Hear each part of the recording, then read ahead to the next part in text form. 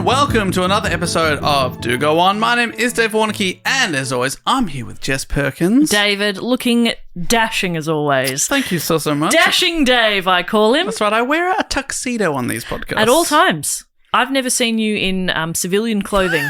Civilian. Only tuxedos. And sometimes I say, Dave, chill the fuck out, bro. And you're like, no. We go on tour, you're in a tux. We're on a plane, 14-hour flight, tux it up, baby. We have sleepovers, you're in a tux. Yeah, you sleep in a tux. I shower in a tux. I'm worried about the smell of that tux. And joining us this week, I'd love to hear their thoughts on the tuxedo. Please welcome back to the podcast, Bec Petraitis is here. Hi, Bec. Having me. Well, when you said civilian clothes, Yeah. you implied that, like, I feel like, are you a secret agent? You can't tell us, right? I think if you ask outright, they have to Yes, tell you. you have to tell me Dave, if you're... are you a secret agent? Yes. Oh, Got well, him. that makes a lot of sense with the tuxedo. You got to Look, go to I all have- the fancy dinners. Yeah. The truth, I've got to tell the truth, but I do have a license to kill you now. Do you understand that? Only now that I know the truth. Yeah. Before that, you could not have killed me. No, I wouldn't have had reason to. But now you can kill me, Yes. and you don't have to have a reason. I'm just going to hover that over you Wait, forever. all the listeners know as well. Oh, this is Oh very my worrying. What have we gosh. done? Sorry, everyone I'm made a so list. sorry. Dave has a license to kill everyone now. Hopefully no one's heard this. It will have been edited out. Oh, yes, true. No one knows that I am definitely 100% a secret agent. And who's going to kill us all? Exactly. If people know, but we'll edit that out. Sure, and we'll edit that out, but I would like our editor to just keep it aside somewhere for if and most likely when I die in mysterious circumstances. Okay, don't worry. I'm very good at making it look like an accident. Okay, and now, AJ, Don't I really worry. need you to isolate that bit as well. Also, don't worry. I'm really good at Yeah, you're good at your job, but Yeah. everything else you've said is quite Oh, worrying. I want you to know that you're dealing with a true professional, Bec. Don't worry about it.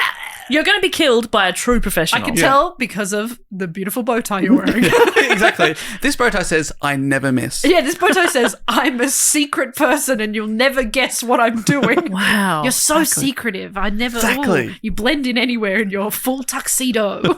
It's a surprising early rant we've gone on, and I don't hate it. I'm sorry. I feel don't like hate it. I encourage tangents. I started with a tangent. Oh, no, Bec, I'll we bring don't him in the like room. that at this I've podcast. got a big bucket of tangents for you. We Here, don't know. have another one. Please, I'm full of tangents. No, this one's about oranges. I couldn't have another. Okay. Now, Bec, you've entered the podcast at one of the most magical times Yeah. of the year. I know you're a big Christmas fan. Oh, sorry. I was just going to start chanting to myself. Yes, You're I a am. big Christmas fan, but Block fucking blows Christmas out of the water. Do you know what? Fuck Christmas. Fuck Not enough Christmas. people are saying it. Agreed. It's about time someone comes in and says, it's time for Block. Where are the Blockmas trees? I agree. Are there Blockmas trees? I think it would be a palm tree. Oh, yeah, Okay, that's I love a chill. palm. Love Yeah, a palm. that's Yeah, why. that's I thought good. it's a great Yeah. tree. Yeah, great. Yeah. I think you see a palm tree and you feel like you're on holiday. Unless you live somewhere surrounded by palm trees. What if you work somewhere surrounded by palm trees and then, oh my God. Well, then you never work a day in your life No. if you're surrounded by a palm. That's true. Is that how that phrase goes? I believe so. Yeah. So it's Block. It's a magical time. We are counting down the 9 most voted for topics. Absolutely. We send out a big poll, people vote on it, and these are the top 9, which does infuriate me. I'd prefer it to be a 10 or an 8, but it's 9 and I'm fine with it. And we're up to the second most popular. Yeah, Bec, this is big time. We are top 2. I can't believe I'm here for this. Our Yeah. second most voted for topic of the year. I want to make it very clear we would normally never have you here for this. Oh, absolutely not. I would be not surprised at all if I tried to come in the podcast Yeah. studio, you spat at me Yep. and you shouted angry slurs. And I I'd be do like, that- understandable, because you got to get me out of here because I'm not important enough. Usually, Yeah. but for some reason, okay now. Yeah, Matt's away. Yeah, so Matt's we, we need... We were desperate. The pod does not work with 2 people, and so we do need a third. So, yeah, you're filling an important role, and look, we're delighted to have you here, but it is important you know, normally you'd never be welcome. What a good energy. Except for the time earlier in the year when you came on and you were definitely welcome. Yeah, because that wasn't Block. Oh, Yeah, okay. it I wasn't see what block. you're No, saying. block is sacred. But this is big time. For people who haven't joined us before, we take it in turns to report on a topic, and it is my turn to do the second most voted for topic of 2023. And here is a question to get us onto that topic. Fantastic. My question for you both is, which character does the great Elizabeth Hurley play in the year 2000 film starring Brendan Fraser, Bedazzled. Oh, beautiful film. Beautiful film. Beautiful film. Beck, I'll let you take this one. Oh, Janine Gonk. Janine Gonk. Lock it in. Is that her? That sounds like her. I'm going to need more information, including the correct answer. Hang on, wait. Is it the devil? It is the devil. Okay, it is the devil. My brain. It is the devil, aka Janine Gonk, Janine Gonk. aka Satan. I for a second forgot she was the devil. And I was like, oh, she must have a beautiful name like Beautiful Janine name. Gonk. Janine Gonk. Janine Gonk. It's a great name. She looks like a Janine too, doesn't she? Yeah, she Elizabeth especially Hurley. looks like a gonk. Yeah. Famously gonkish. Oh my God. Absolutely. The answer is, of course, the devil or Satan, and by the year 2000, they were able to have quite a lot of fun with Satan. But in the 2 decades prior to this, probably not so much, because the USA had been gripped by the Satanic Panic. Oh, it That is- rhymes, and I like that. That's good stuff, is it? It's Yeah. great branding. Yeah. And that is the topic of this week's episode, the Satanic Panic, suggested by a couple of people. Thank you to Ruben Dodd from Broken Hill, who wrote in brackets, lucky me. Beautiful area. Love it out there. Marty Goodwin from Brooklyn, New York. New York. Sorry about Scott Coventry from Greenock or Greenock. We've had Okay. some feedback in the Patreon group that we're saying that wrong, I believe. God, they're fucking tedious over there, aren't they? Those people who support you. There's people who love us and support But I us. think that's only if it's in Scotland. It doesn't actually say which Greenock or Greenock Scott Coventry's in at the time. So thank you so much anyway. Erica Parody from Ottawa in Canada and Jacob Miller from Bloomington, Indiana. Wow, real mixed bag. Real mixed bag. Spread out. Do they all love Satan or panic? Oh, I Guess think, we're about to find out. yeah, it's about 50-50 in that list. Yeah. The Satanists were first, the Panic is second. I Yes. famously love to panic, so I am fully in on at least 50% of this report. Same. Do you know much about the Satanic Panic? It's one of those things that I've heard the phrase, had no idea any more about it. No. No, not at all. I did think you were about to say, do you know much about panic? Like, I thought we were going to keep talking about panic. And I'll be like, I'm yeah, not- mate. I mean, yeah, if you'd like to prove your credentials. I got diagnosed with a generalized anxiety disorder, but I didn't know I got diagnosed with it because I was too anxious and Oh my panicked that I didn't clarify. But I read a piece of paper a lot later that said it on it. That's incredible. Maybe 2 years later, I was like too panicked to actually clarify what the doctor said. So I'm very good at panic. So Yeah. by not clarifying, you've proved to yourself Yeah, that I you think do so. have the Like, anxiety. Okay. Yeah. But Satan, haven't. The doctor hasn't said anything yet, but maybe I should have asked. I'd follow up. I'd ask to see a Just copy of your incorrect. Yeah, it records. could be possessed. I'm not sure. Not sure. No, I'm not sure. Didn't ask. Do you know? You got to ask specifically. You do. It's a bit like asking somebody if they're a secret agent. You have to be like, Yes. am I possessed by the devil? Yes or no. You have to tell me. Yes. Now, just a content warning for everyone listening. There's some full-on accusations of murder, assault, and crazy satanic rituals in this episode. Oh. Okay. So Just a little content if warning. that's right. If that's not your bag, don't worry. I'm not going to go into full-on detail about a lot of the stuff. Yep. But If it's that might be a little bit exactly upsetting for you. impossible not to mention, I'm afraid. Okay. Now, the Satanic Panic was one of the longest and most famous media scares in history. A series of moral panics in the 1980s and 90s led to social hysteria and a cultural panic that heavily influenced many high-profile criminal court convictions. Wow. All up, there were over 12,000 claims of satanic ritual abuse. But how on earth did the world get there? Because when you said before, like, about the movie and in the couple of decades before that, I was like, does he mean centuries?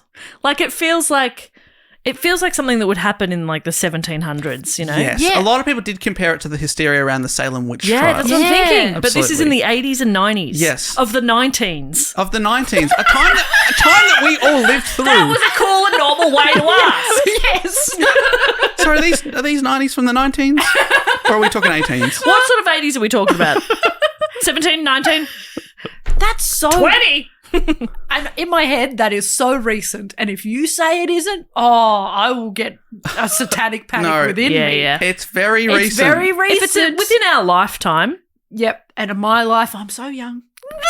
we're babies. We're tiny baby boo boo. Yeah. Goo goo gaga. So much to look forward to. I need my bot. That sounds like you wanted a butt. I don't know why you want to. Yeah. Do you call butt? Okay. My bot. Give me that butt. My bottom. One Give me butt, that box please. butt. I need a bottom. Might put myself on timeout. I've come in with a weird energy today. I had to go at Bec. I had to go at the Patreons. I blame Satan. I feel Yes. like Satan. You, could, Yeah, you know, that's right. that's Are an you option here. You feeling that in the air tonight? It's not that it's a bit warm in here and I'm a bit tired. And I'm losing my mind a little bit. It's definitely the devil. It's definitely the devil.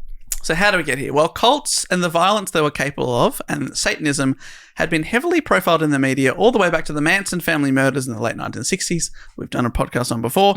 At this same time, Anton LaVey founded the Church of Satan, calling himself its high priest. He later published the Satanic Bible, in which he set down the teachings and rituals of his church. And according to the good people at Britannica, LaVey presented Satanism not as the practice of evil or the worship of an actual antichrist, but as a kind of ethical egoism. According to LaVey, traditional religions were fundamentally hypocritical and dangerously inhibited the physical tendencies and emotional needs that were vital to human life. He instructed his followers to obey the law, and he taught that indulgence in pleasure could be beneficial only if it did not harm others. Okay. Oh gosh. Oh no. I'm agreeing with the Satanists I know. already. That all Yeah. sounds pretty That fine. sounds quite reasonable. That sounds really reasonable. All sounds Very very moderate. reasonable. Yeah, and I really do agree that people should enjoy stuff more. Like, I think Yeah. that's a big problem that people have when you withhold enjoyment of something, especially Yeah. when it doesn't hurt others. Yeah. Like sometimes, like when I get a cold, I'll go get like Codral Original. Yeah. Okay. Not a good example. No, yeah. I Just to don't know why like I'm just thinking to about just it. to dwell in the cold for a bit. No, Codral Original's good. Like, you're like, oh, that's a good thing. But sometimes, like, I shouldn't have too much Codral Original. Yeah. This is not relatable to a global audience. When does the Satanism get involved I here? think it's because you can dwell in your sadness and unhappiness, whereas you should try and find joy and try Yeah. and help yourself more. Right, and I agree buy with the that bit. Codral Original. This sounds like an ad for. I'm not chill. Yeah. This is barely You couldn't related. think of anything else you like. No, just Codral Codral. Original. I worry about you, Bec. I know. I should listen to Satan more. Enjoy things. So he puts this book out, but Vox describes the book as full of plagiarism and other people's ideas. And he has been It's a accused... whole page that starts with "I have a dream." It's beautiful. It's quite rousing. I don't Yeah. see what it has to do with Satanism, but it's beautifully written. And then there's my loneliness is killing me, and that's also a big Yeah. part of Satan's. Yeah, And that was before. That's interesting to plagiarize something before it comes out, and yet, Incredible. here we are. and yet here we are. He has been accused of writing the book in order to build a lucrative and tax-exempt business as well. Either way, it sold over 1 million copies, was highly publicised. LaVey was a fantastic self-promoter. He has an incredible look. If you're at home, look him up. Bald with jagged eyebrows and sculptured dark facial hair, appearing in photos with a cloak or a cape, often holding snakes. And numerous articles, magazines, and other TV shows featured him and dubbed him the father of Satanism, the St. Paul of Satanism, and the evilest man in the world. Okay. So far, cool, Brandon. Yeah, even though he wasn't really doing anything evil, he just kind of looked cool and was like, "Yeah, I'm the Satan guy." But yeah, I don't know if you can then label him evil or the evilest guy in the world. Neon Jess, capes are pretty evil. Oh, shit, sorry, I did- I'm- Capes, you forgot the cape. I forgot the cape. No, capes are. I take that back. That guy's evil. Oh, Looking man. at him, he does seem a bit like if they gave a WWE wrestler the Satanist persona. Yeah. Coming out, that yeah, kind of it's thing. quite camp. Yeah, really over the top. Yeah. Britannica continues, LaVey's persona was always greater than the Church of Satan, whose membership never exceeded about 2,000 people, and which declined when a splinter group called the Temple of Set formed in 1975 in response to LaVey's selling of higher church offices. Okay. I think it's kind of like, give me some money, you can be in the church, you can be up here. You can buy you buy your way in. So it does feel very business-like to me. He also said that he had romantic affairs with the actresses Marilyn Monroe and Jane Mansfield, and these stories have been proven to be absolute bullshit. But he did help to put Satanism on the mainstream map because he was doing a lot of media. Like, I think he went on like the Tonight Show. Wow. He's in magazines and stuff, and people are like, "What is this?" And conservative people who are from the Christian background were a bit like, "Oh, this is an evil man," but really, I don't think he was doing that much evil stuff. Seems a little harmless. But I don't want to say that too soon. Yeah, it feels like it may turn. I know. But in saying that, like, I feel like branding is an important part of religion. Like, you don't think about it a lot. I grew up Catholic, and a big part of that was there was like a church shop, and all I wanted at this church shop, and this was, I think, like, merch. Yeah. I feel like I've talked about this on a podcast with you before. Church merch. Church merch. There was a glow in the dark Mary statue, and I was like, I want that so bad. 100%. Glow in the dark, I want it so bad. We went on an excursion to a convent, and I bought a little mini glow in the dark. It was tiny, but I got a glow in the dark Mary. You got it. Did you ever get it back? Yeah, I did. I used to light it up and then like sit and just look at it. So cool. And that's kind of all you do with a glow in the dark thing. I've just described an object.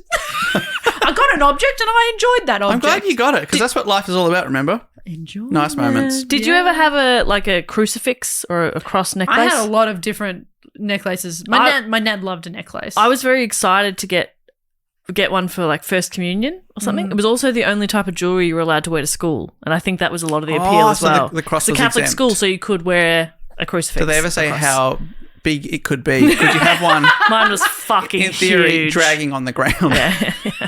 What? What's the problem? I'm sorry. Am I not allowed to love Jesus in this school? Sorry about that. Excuse me, I'm on my way to PE. Thank you. I'm going to use this as a cricket bat. Cricket bat. So then in the 70s, first came the best-selling book, The Exorcist, and it's extremely successful in 1973. Film adaptation, billed as being based on a true story. Fox, which I've already referenced, because they've got a great article about the Satanic Panic written by Aja Romano that I'll link to if anyone wants to see more. Beautiful name too. Great name. And Aja Romano writes, The Exorcist profoundly impacted America's collective psyche regarding the existence of demons and single-handedly transformed the popular Ouija board from a fun, harmless parlor game into a malevolent device capable of inducing spirit possession, demonic infestation, or other paranormal activity. Have you ever Ouija boarded? I've never Ouija boarded. You ever Ouija? I have a vague memory, but not much. Yeah, I've vague memory of Yeah. a Ouija board at a party. Yeah. But it always seemed a bit Someone's like pushing someone was pushing You know it. how it's like, it's quite a unique word. Ouija. Ouija board. Do you know why it's called that? No? The person who created it, apparently that's the first word that it spelled out. So that's why it's called that extremely, strange looking word, a Ouija board.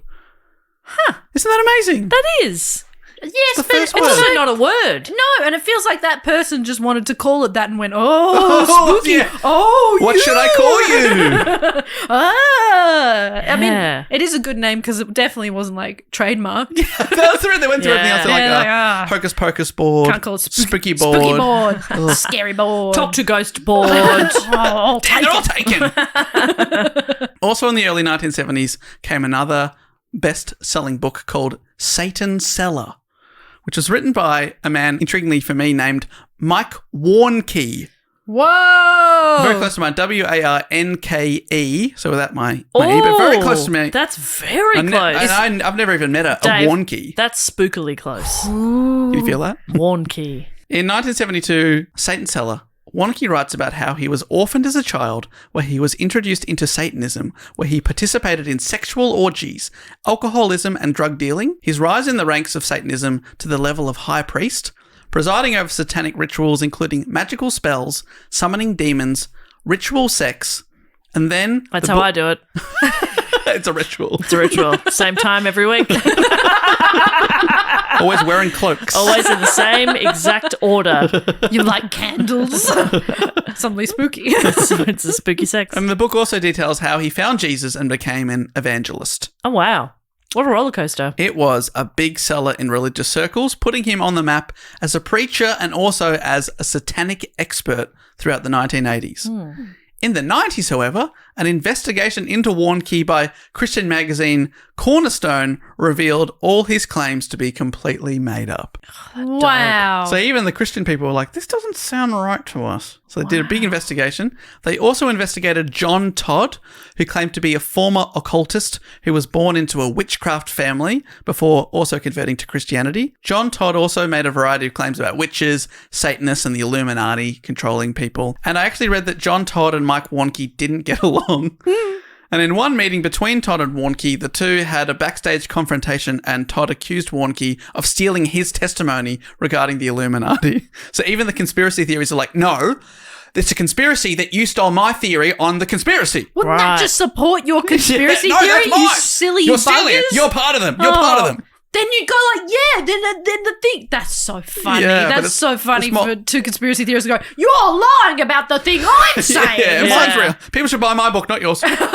That's great. It turned out they were both full of shit. What? But at the time, this stuff was being taken on face value and more people were being exposed to the idea of satanic cults. The late 70s and early 80s also saw the killer clown John Wayne Gacy, Ted Bundy, the Son of Sam killer, the unsolved murders by the Zodiac killer. We've done reports on a lot of those. AIDS misinformation, homophobia, and then the panic around the Tylenol murders that we did for Block last year. Yep, great report, if I may say so myself. And through all these things, all mini panics, it was a great. It was very good. It was one of your best. I agree. I totally agree.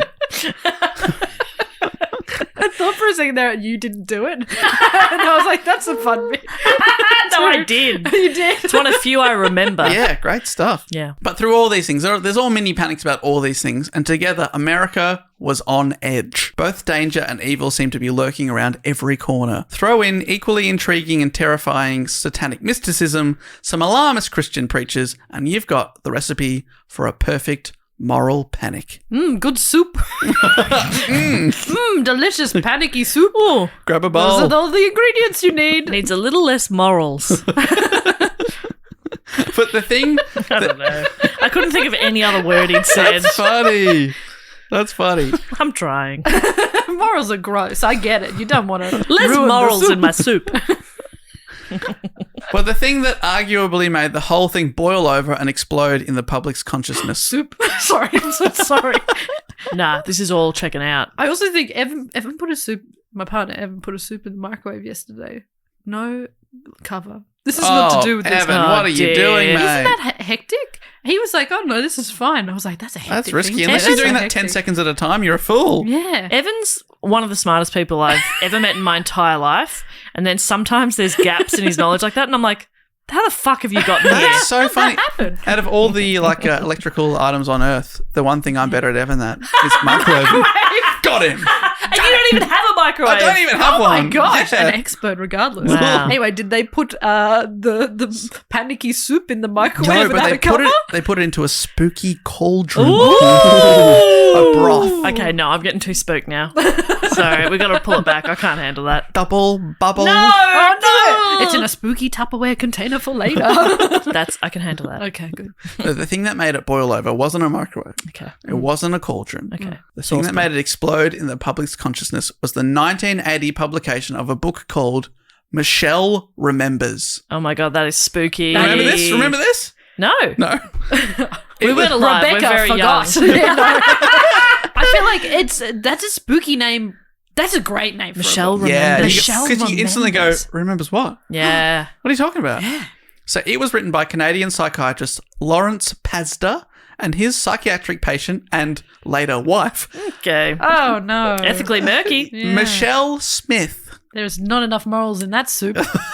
Yeah. More moral in your soup, yeah, sir. you need more morals. So the book chronicles therapy sessions between Pazder and Smith, Michelle, and alleged recovered memories of satanic rituals she claims she was forced to attend as a child. Oh. She claims she was locked in cages and that animals and babies were sacrificed during the rituals conducted by a secret society. So she alleged some really wild stuff. Using hypnosis, Lawrence Pazder claimed he was able to recover repressed memories from her childhood. Over 600 hours of hypnosis. Jesus. Pazder relied on the now discredited practice of recovered memory therapy. Michelle said in a television interview, because there was lots of press about this, it's a big deal. She said, basically, what I remember was a 14-month period of my life at age 5 where I was given to a group of people whom at first I wasn't aware of what they were doing, other than to a child they were adults doing things that I couldn't understand that frightened me. They sacrificed animals and they used fetuses of babies in their ceremonies. So this is what she's going on, claiming it sells lots of copies. I have to say, it was a big payday for the authors. Michelle Remembers was the first published survivor account of alleged satanic ritual abuse and was a publishing success, earning Pazder and Smith a $100,000 hardcover advance and $242,000 just for the paperback rights. Far out. Then it sells lots. Wow. Crucially, Michelle also said in a TV interview, I think today it's very, very wise to take a good hard look at where you place your children, into whose care you place your child. Like I said, big news, bestseller, and it really freaked people out. It also says a lot about that sort of morbid curiosity that humans have as well, that Yes. a book that details horrific stuff like that sells so well. But I mean, like, yeah, you listen, there's so many true crime podcasts and there is, but it's just so, I find it so interesting, that morbid curiosity that humans have. I have it. Oh, me too. 100%, we all do. And sometimes I read and I go, I wish I hadn't read that. Yeah. 100 every time. People go, God, I mean, really, read this at your own risk. And I go, oh, yeah, I'll read it. Yeah. Oh, what? I read that. Oh, yeah, why didn't you warn me? Yeah, every time. It's just, it's such a weird and interesting thing that Yes, we have. so people were gripped by it, but also Yeah. she's out there saying this could be happening to your kids. Yeah. And people are really going, oh my God, really? Who are you trusting your kids with? Yeah. And did Michelle get any money from the sales of the book? Did I miss that? Sorry. Oh, yeah. So her and her eventual husband, Lawrence, Right. they're co-authors, Okay. listed as co-authors, both went on the publicity circuit and both made lots of money. Did they marry sorry. later? Yes, but not that much later. So Okay, they kind of, they were probably together. Yeah, okay. yeah. Interesting. And I've got to say, Michelle Remembers has now been completely discredited. Wow. Michelle Forgotti. Oh, no. Yeah, Forgotti. so now people are like, you know, So, the recovered memory technique isn't really a thing. right. In most cases, I think a lot of the time, Yeah. it's like are now seen as like implanted memories, or like, you know, Yeah. teasing out dreams and things like Yeah. that. Yeah. What And 600 hours of hypnosis is a lot of hypnosis. That's so much. I mean, you look at the situation of that whole thing sounds very morally murky, and then it makes it's very I don't think I need to say. I feel like me not saying anything, it's clear that I'm just going, oh no. Yeah, no like, good. this is Yeah, all no about good. just a guy coming in going, this is what you remember. That feels and, yuck. and also marry me. I know. All feels icky. So yeah, what is the implication there? That it was made up?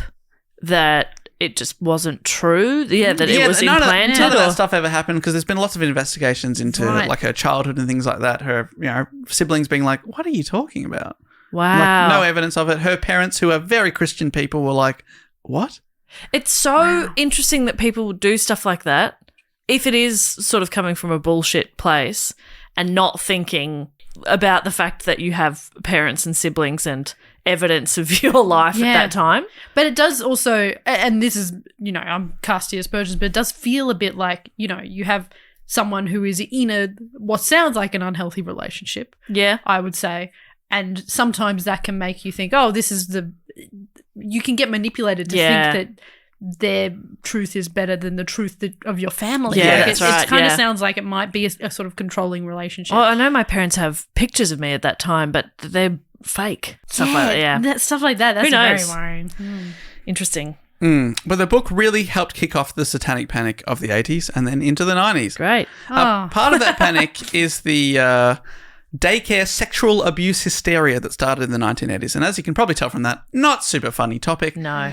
It all began in Kern County in California, where several local social workers had attended a training seminar that emphasized satanic ritual abuse as a major element of child sexual abuse and had used the now debunked memoir Michelle Remembers as training material. Shit. So these social workers are being told, This happened. this happened to her when she's growing up. Here's so what to look out be on for." the lookout for it. Oh, As soon as you put that in no. people's heads, they're more likely to see something, even if it's not there. Of course, it's that sort of confirmation bias thing. Yeah. Ugh. In 1982, Alvin and Debbie McEwen's two daughters alleged they had been abused by their parents and accused them of being part of a sex ring that included Scott and Brenda Niffen.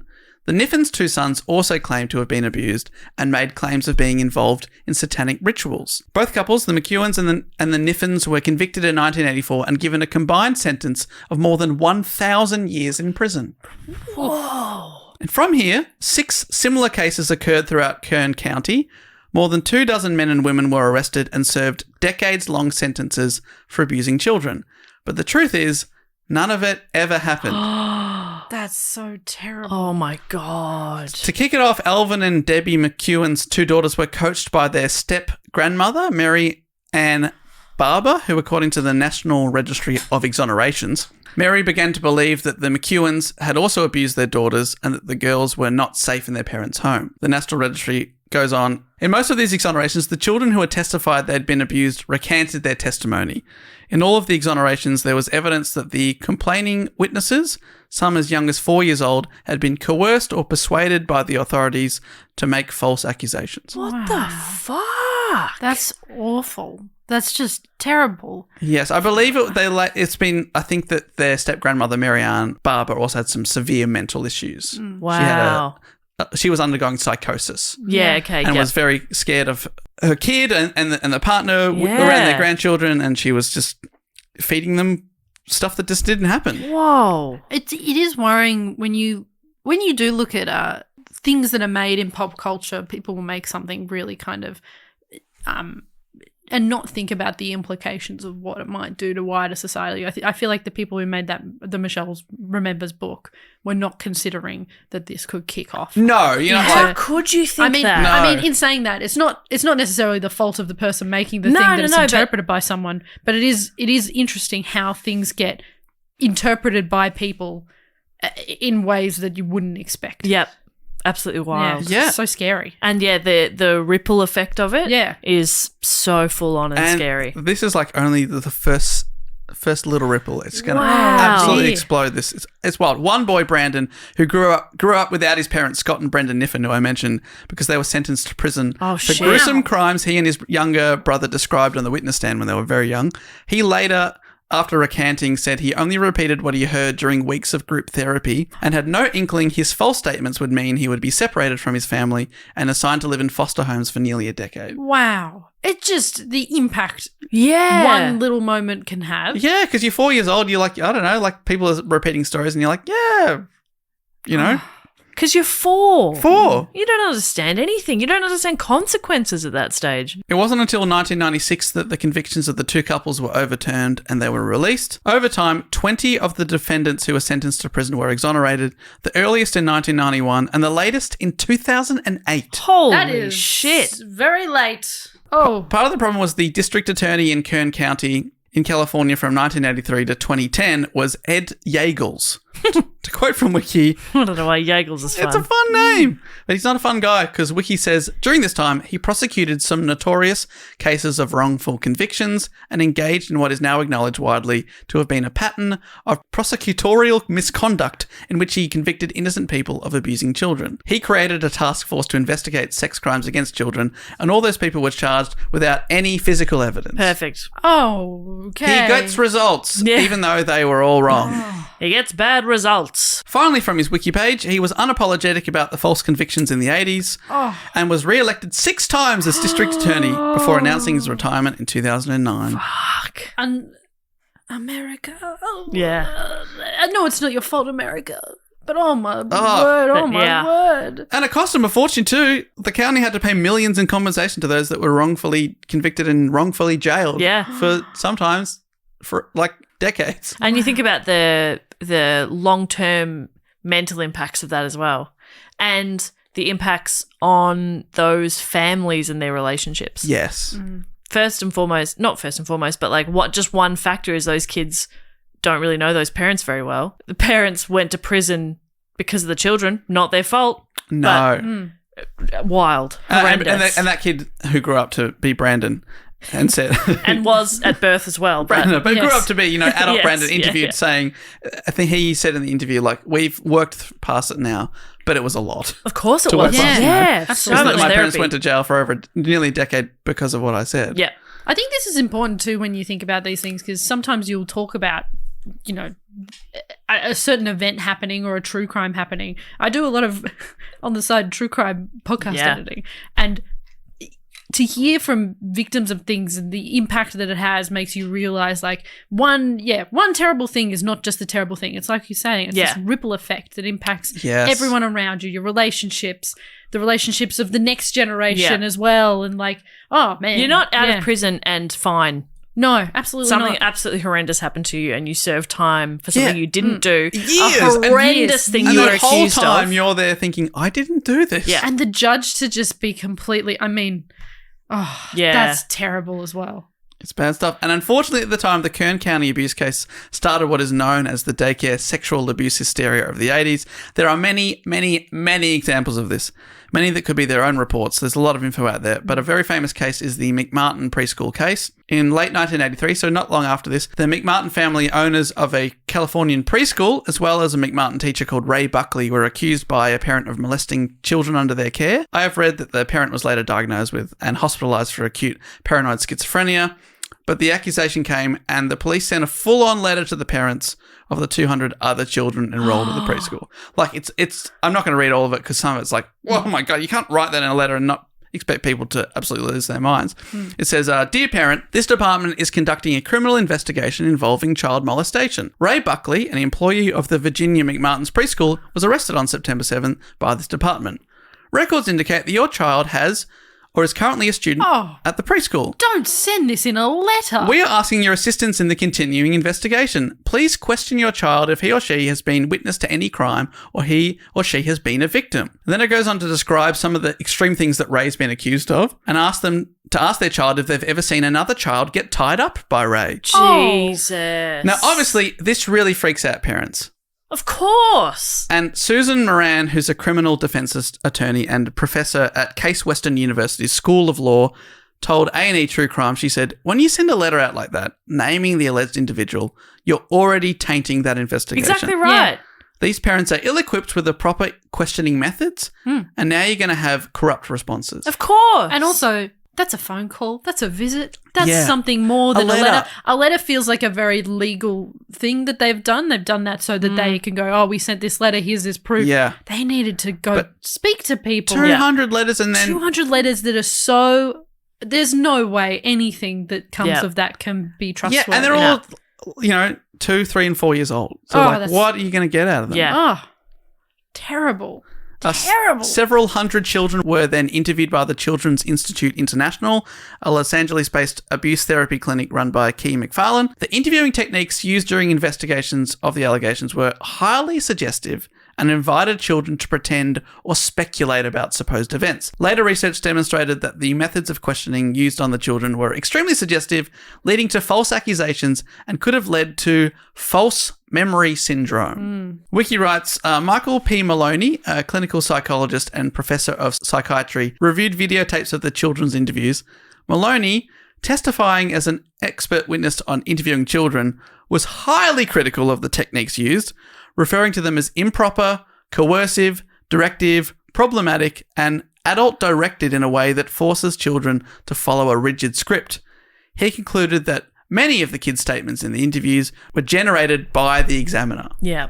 Not their actual words, not their actual memories, not their actual thoughts and feelings. Putting the words in the kids' mouths, basically. Basically, leading the witness, essentially. Yeah, yeah. And despite this, in 1984, 7 McMartin family members and staff were charged with 115 counts of child abuse, later expanded to 321 counts involving 48 children. What the fuck? During the trial, accusations were made that the alleged abuses were satanic in nature, causing more panic about it. Of course, yeah. There were stories of ritual sacrifice, witches flying, travelling in a hot air balloon. What the fuck's wrong with that?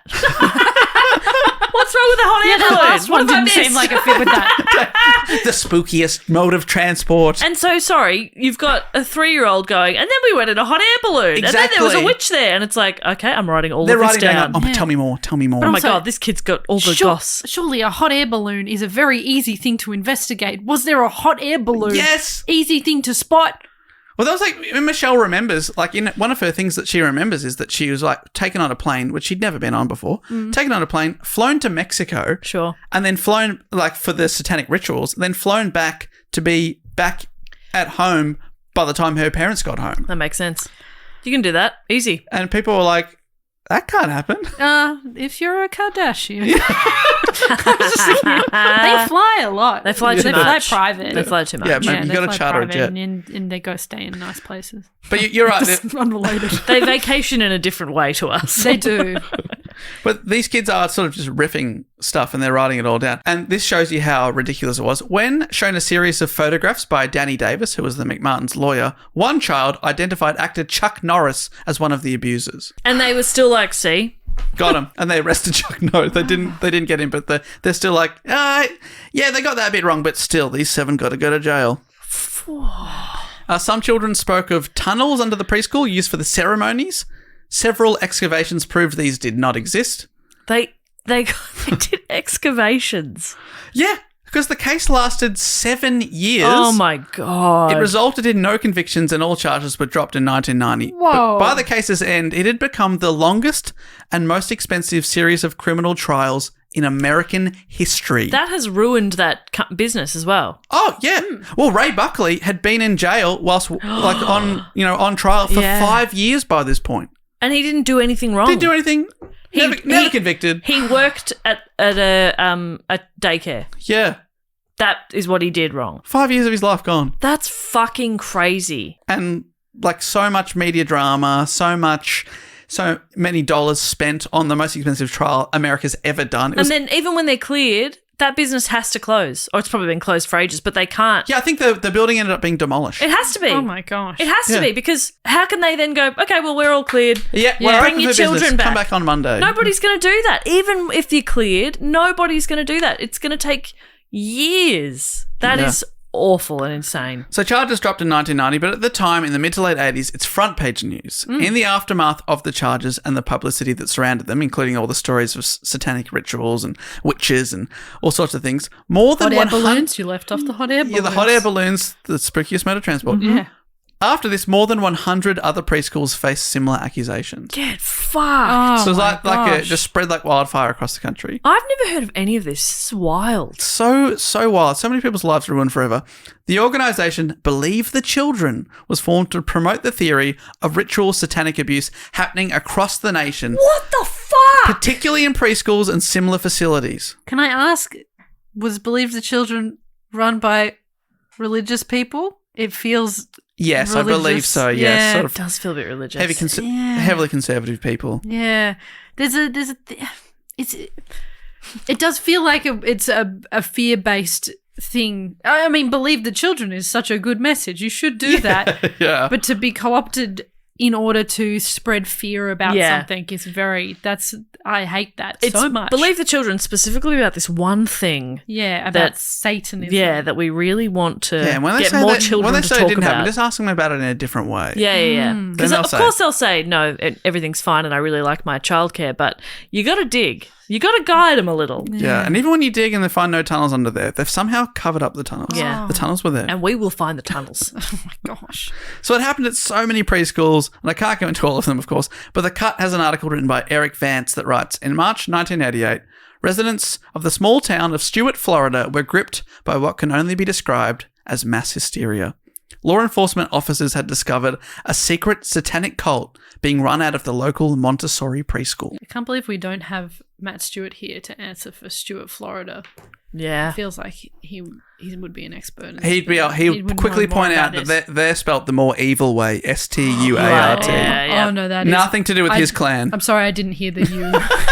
I didn't hear the U. Stuart. I couldn't have known. No. Stuart, Florida. Stuart. Oh.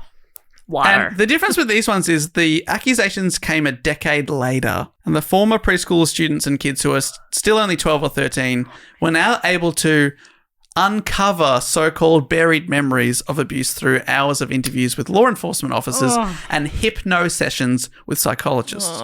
Resident Carol McMillan said, "It got to be the kind of thing where every other storefront in the town had a new child psychologist." So, big business. I mean, it's so Yuck. terrible because this isn't to say that there wasn't things happening. There might have been things happening, but if you're just continuously swelling up this fear, it's Yes, it also does, you're right, You cover hide- up the actual, actual any actual abuse, you're right. Yeah. Oh, And in this town, more than 60 allegations were levelled, and the town went bananas. Again from the cut. Some residents attended town meetings armed with handguns, hunting for Satanists, Oh my gosh. while others planted listening devices in classrooms and searched for mass graves on school grounds. One parent recalled, it was like Salem all over again. So parents are losing their minds. Do you know, I just had a flashback to when I was in primary school and everyone talking about a spooky clown who was apparently around. And I just remembered that I was genuinely very scared about the spooky clown who didn't exist. People were like, there's a spooky clown, keeps coming to the school grounds. Yeah. And I was a tiny child. I was like, yes, of course there's a spooky clown. Yes, I've coming seen the to spooky school clown, grounds. yes. Yeah, for you, that's the whole Yes. truth for you. And yeah. I just remembered and I was like, oh, there was no spooky clown. But Yeah. I've only just remembered just then, quite afterwards. This is a new book. Rebecca remembers Rebecca remembers the clown. the spooky clown that didn't exist. The memories that were being uncovered by these, young teens and kids in Florida were in fact false memories, and at least one of the psychologists was sued for implanting false memories in the patients. One of the 12-year-old girls, Kristen Grace Erickson, recalled at the time that she wasn't sure what she'd said was completely true. The memory felt funny, like a lie, she said. But she recalled saying something to the psychologist about her feeling, and he said, no, that's just what it feels like. It really happened. Oh, those poor kids. Far out. So they're really being told, no, this is what happened. They want it to have happened. They want satanic Yeah. abuse to have occurred, which Yeah. is so wild and fucked. The cut article from Eric Vance also says, a classic study by the legendary psychologist and memory expert Ulrich Neisser goes like this. The morning after the explosion of NASA's space shuttle, the Challenger, in 1986, which I've also done a report on, Neisser took a poll of where his students were when they first heard about it.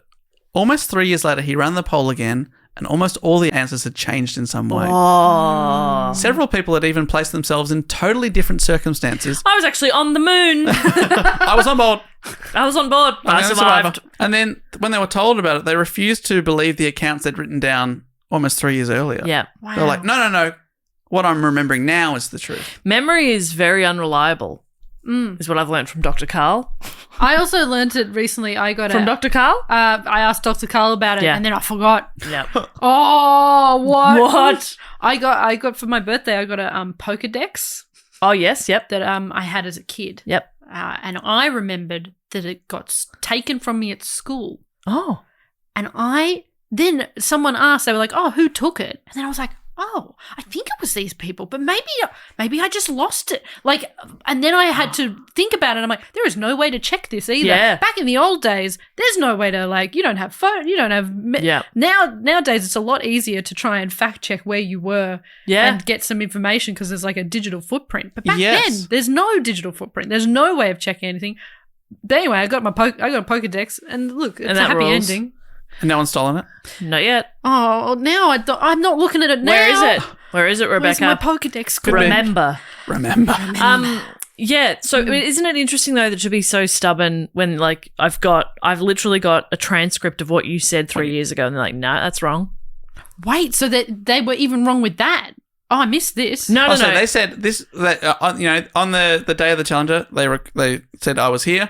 Then 3 years later, he just asked them, where were you on the day we all heard about the Challenger Oh, I disaster? missed it was this test as well. They had the information. And they said, Oh. I was over here, and then, which was completely different in a lot of cases. And when he said, oh, I've got your testimony here that says you actually, at home. See, And they read that and went, I don't believe that. I didn't even take in properly what you just said. Oh my gosh. Memory is so terrible. It it's is. not even working currently. And things can be suggested to people too. University of California Irvine psychologist Elizabeth Loftus is an expert in this field, and one of her most famous sets of experiments in the 70s involved people viewing slides of a red Datsun, a car, passing a stop sign and then smacking into a pedestrian. Oh. The experimenters asked the subjects a number of questions, some of which are a little misleading, like, did another car pass the red Datsun when it stopped at the yield sign? Which is like what they call a giveaway sign. The subject thinks for a moment and then says to herself, no, I definitely didn't see any other cars next to that yield sign. The sign had changed in their minds from a stop sign to a yield sign because that was what was suggested to them. Right. Ah. It's Interesting. like that video that used to go around the internet with that there were people playing basketball and then there was a dancing I can't remember what it was. It was either an elephant or a lion. And you get distracted by the basketball And you never, as well. and then if you watch it back again, you go, oh my gosh. there it is. Yes, It's a little bit like that as well, but not at all. Actually, it's a different thing. That's a different memory thing. That was more coercion. My thing is just not paying attention to a lion in a dancing suit or potentially an elephant. One of them, some sort of animal. Some sort of animal. Another one. So Loftus also proved that you're able to implant memories into people's childhoods. Looking back, she was able to make many people believe that as a child they got lost in a shopping centre and that a man in a jean jacket rescued them. Oh my gosh. That did actually happen That did to happen me. to me as well. I don't know if he was wearing a jean jacket, so I gotcha. But I did get lost in a Target. Well, she also- but Jess? Huh? Are you sure he wasn't wearing a jean jacket? Whoa, hang on a second. He was wearing jeans on the bottom. There's no way he was wearing jeans on the top. That would be crazy. Are you sure? Was it the 90s? Oh my God, it was the 90s. I was a child. We were in a Target. I stopped to look at the toys. Mum said, come on, Jess. I didn't come on, Jess. And then she walked off and then I was lost. None of that ever happened. What the fuck? Loftus was also able to make others think that they went to Disneyland where they got a photo with Bugs Bunny, even though he's not even a Disney character. Oh, see, I would never. That would never happen to me. I would never mistake something like that. I'd be like, "Excuse me, that is the wrong corporation." Nice try, idiot. Good one. Good one. Maybe I went to Hollywood on the Gold Coast and got a picture with him. Would he be there? I don't know. No, he would. Yeah, be. of course no, he would. he's Yeah, Warner yes. Brothers. Yeah, no, I that's nailed correct. it. No, he did it. Movie World. Warner Brothers Movie World. Hollywood on the Gold Coast. What a place. Superman roller coaster. More like the Scooby-Doo Spooky Coaster. Thank you I love very the much. Scooby-Doo ride. I'm so sorry to tell you, it's closed currently. What do you mean? What's happening to it? They're redoing it. Oh, thank No, God. no, they're doing a good job. It'll be open. Is it going to be Scooby-Doo themed? Yes, it would be. Okay. Yeah, they'll just bring. Thank God, because that rules. Oh, it'd be so sad for it to. so I don't know fun. why I brought up such a sad event. Yeah, don't do that. Why did I do this? Not on this happy podcast. No. I'm Do they still do a police academy Oh, the stunt show. stunt show? Love that show. Loved it. So, Loftus did all these experiments under controlled circumstances to prove that memory can be corrupted. Some of the kids from Stuart, Florida have since discovered their memories to be false. Others knew they were lying from the beginning, but just wanted to make the adults happy. Oh. Furthermore, repeated questioning of children often causes them to change their answers. This is because the children perceive the repeated questioning as a sign they didn't give the correct answer previously, so they try again. Yeah. Poor buggers. So if you keep asking, they stop thinking it's about the truth, it's about telling them what they need to hear. Yeah. Often in these preschool panics, there was no evidence at all. And how could there be? The claims were wild. One babysitter from a church was accused of killing a giraffe and an elephant and drinking their blood in front of the children. Of course, yeah. But where do they get the animals from? Was anyone questioning this? Hang on. Have we asked the zoo? Has lost the any elephants zoo lately? done a stock take recently? Yes. Did they notice a missing giraffe? I've done so many stock takes working in retail. We just have to get there at 6 a.m. You go through and scan everything with a little gun. Yeah, It'd be so funny doing that at the zoo. Meerkat. Yeah. Rhinoceros. I gotta get all of them though. If you guys could line up, please. Beep, beep, beep, beep, beep. Then the gun runs out of battery. Fucking hell. And stories like this happened all over the country. Nationally, in the USA, there have been dozens of exonerations in child sex abuse hysteria cases, but lots and lots of people went to jail for many, many years. The Vox article written in March 2021 says, although most satanic ritual abuse cases eventually resulted in overturned convictions, at least 3 people at the time in 2021 were still serving prison sentences for crimes that most likely never happened. Oh, man. That's awful. So bad. And of course, the media in the 1980s only helped fuel the flames of panic. In 1988, tabloid TV host Geraldo Rivera hosted a 2-hour special on NBC called Devil Workshop, Exposing Satan's Underground. Okay.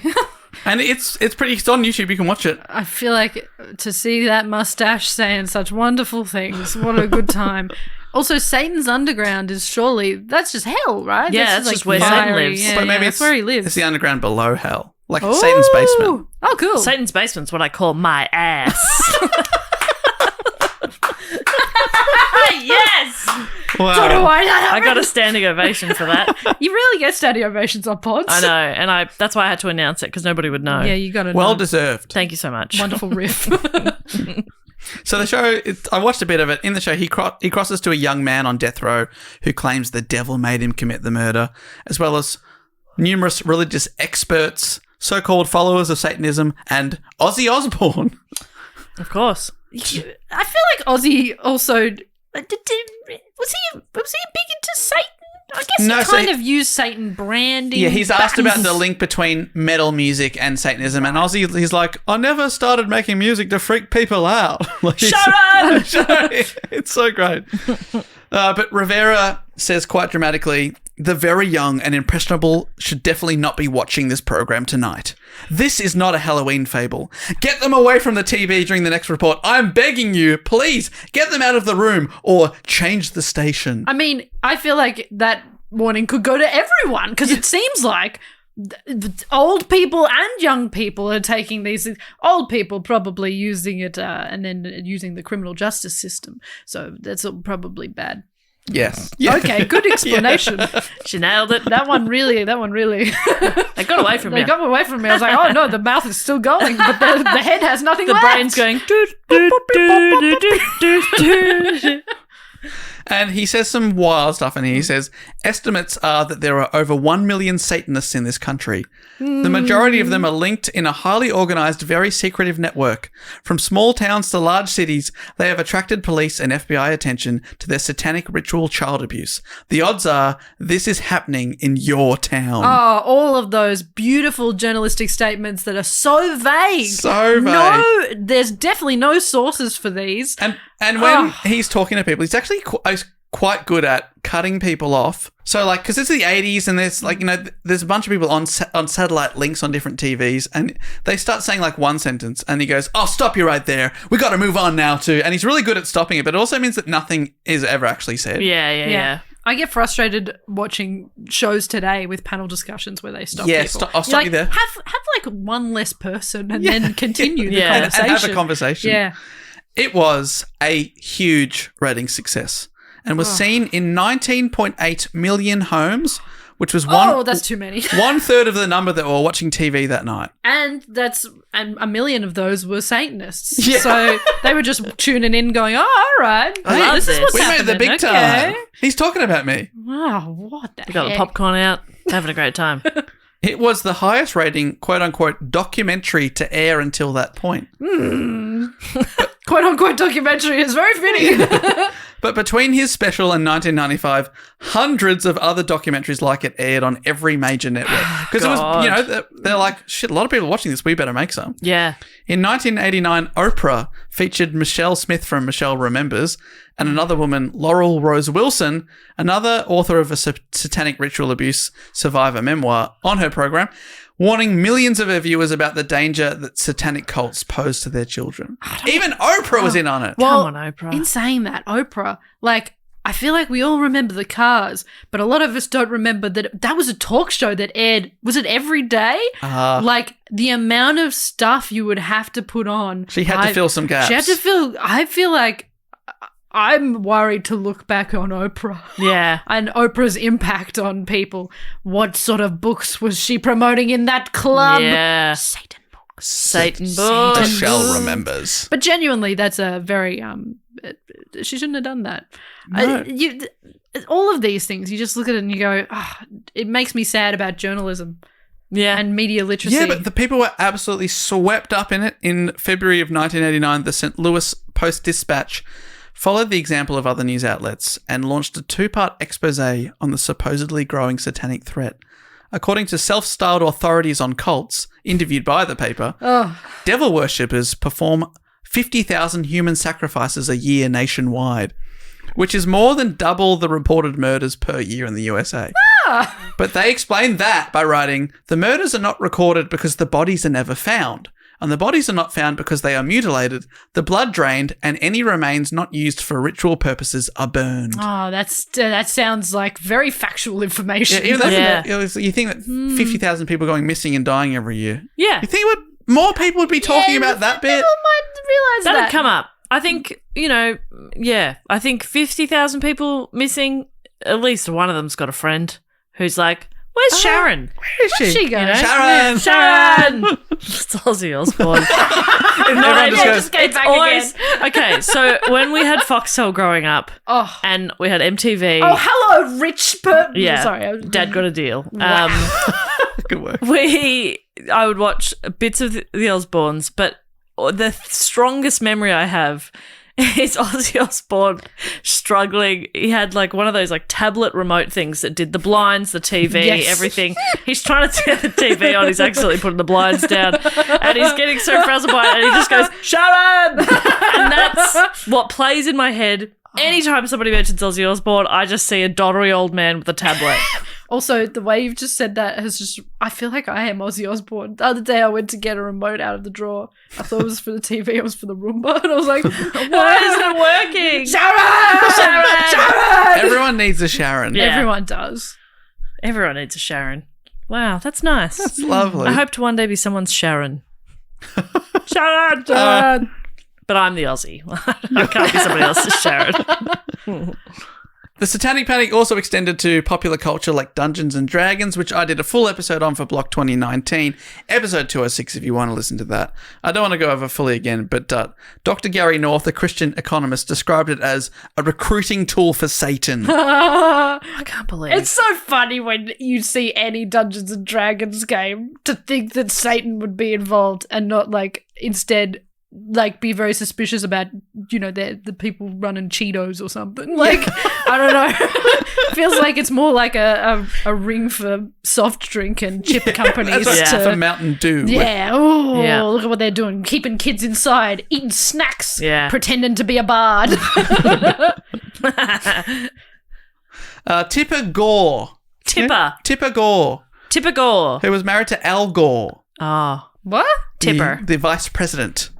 Tipper Gore, that's his wife. She founded the Parents Music Resource Center, or the PMRC, an American committee formed in 1985 with a stated goal of increasing parental control over the access of children to music deemed to have violent, drug-related, or sexual themes via labeling albums with parental advisory stickers. You know those stickers they have?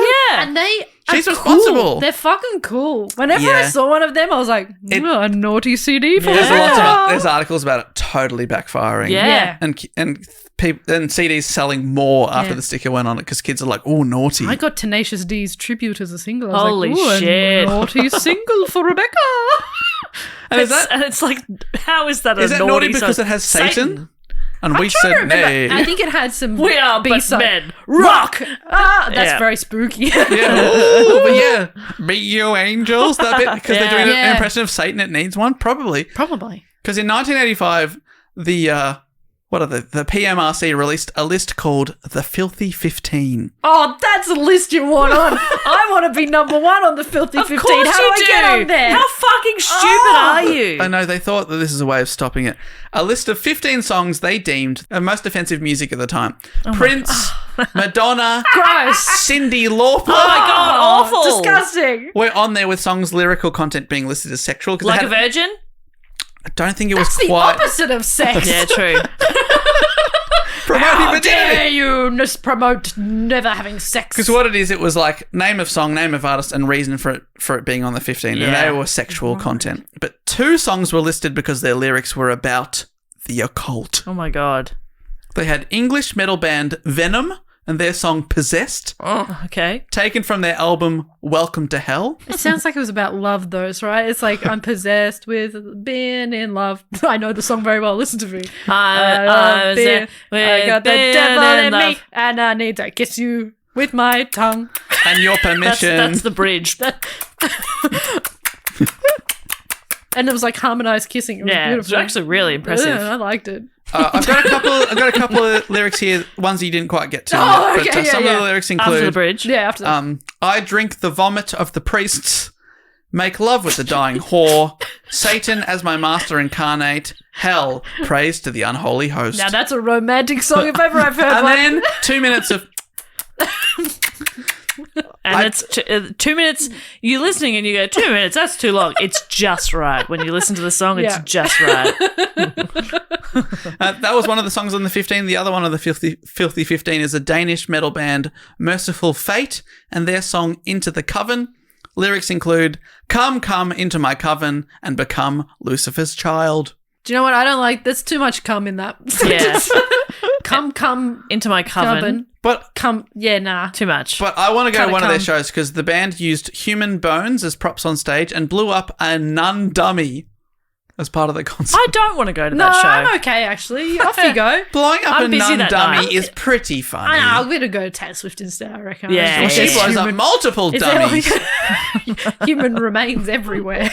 The Taylor Swift concert. And one of the members of Merciful Fate, they later said, "Thank God for that list because we weren't selling that well before it, and we went platinum after that." That is wild. Yeah, what were they thinking with that list? Which, yeah, This but is going to deter people. No, it's not. no, this is cool. You're just telling them what music's really rad at the moment. And then like rappers were like, "These stickers are cool." yeah. I mean, they should have released the list and called it our favorite 15. And that's Family the way, friendly 15. Yeah, or 15. like Tippy's tracks, Ah. and then the extremely nerdy Tippy Gore on the cover just giving a thumbs up. Another big fan of the flame was police and law enforcement, which makes it sound like they're fans of flames, which makes it sound like they're fans of the devils. But I mean, they were fanning the flame, is what that sounded like. Gotcha. Another fan of the flame. Pyro. Police were given training and undertook seminars that showed them how to spot satanic crimes and how to put Satanists behind bars. Do you have to look for like criminals wearing little devil ears? That's one sign. Oh, cool. But some of them are a little bit trickier. Oh, they weren't wearing devil ears? Yeah. How are you supposed to know? Yeah, then how do you know they're Satan? It's crazy. Sometimes you just got to go on vibe. If you think they're Satan, there might be a Satan. Just arrest them. yeah, just arrest Better them. to be safe and just Yeah, arrest yeah. them. And there's a video you can watch on YouTube now called Law Enforcement Guide to Satanic Cults. And it's so ridiculous and over the top now. It's really, really funny. There's a supposed former Satanist who takes you through a park where Satanists supposedly gather and do rituals. And he walks the camera around some trees with symbols, and he sort of touches one, and it's still wet. And he goes, "Oh, this is a fresh symbol." But it's so obvious that whoever's making the film has just spray painted an upside down cross like about 2 minutes earlier. Yeah. But they take it so seriously. It's really funny. Oh my God. And he's got a great mullet, this guy. Really funny to watch now, but back then it was deadly serious. Police officers, some of whom were extremely Christian, were gullible and believed they were on the front line defending their communities against demons and demonic forces. You want your police force gullible. You really want a bunch of gullible guys as your cops. That's Yep. what I've always said. And also, when it comes to Christianity, I'm like, where's that extreme Christianity? You know, Yeah. like a cool snowboarding priest. Good. Extreme. Well, some cops proclaimed themselves as experts on Satanism and gave lectures to their fellow officers, and they also played this video like it's 100% fact, further fanning the flames of the panic. So between the police, the media, and children being encouraged to make up false memories, there was a time when a lot of the American general public genuinely believed there was an underground satanic nationwide network that sacrificed thousands of people every year, holding satanic rituals and kidnapping and assaulting their children. Jeez.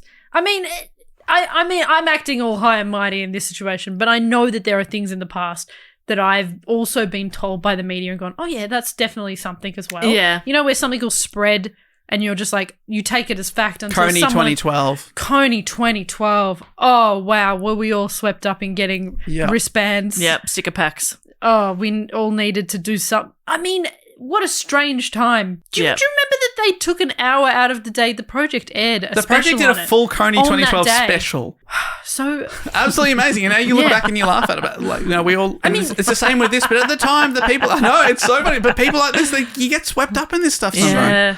Absolutely. I mean, this isn't the same, but I was so sure because my friends told me that I can't believe I keep bringing up Pokemon.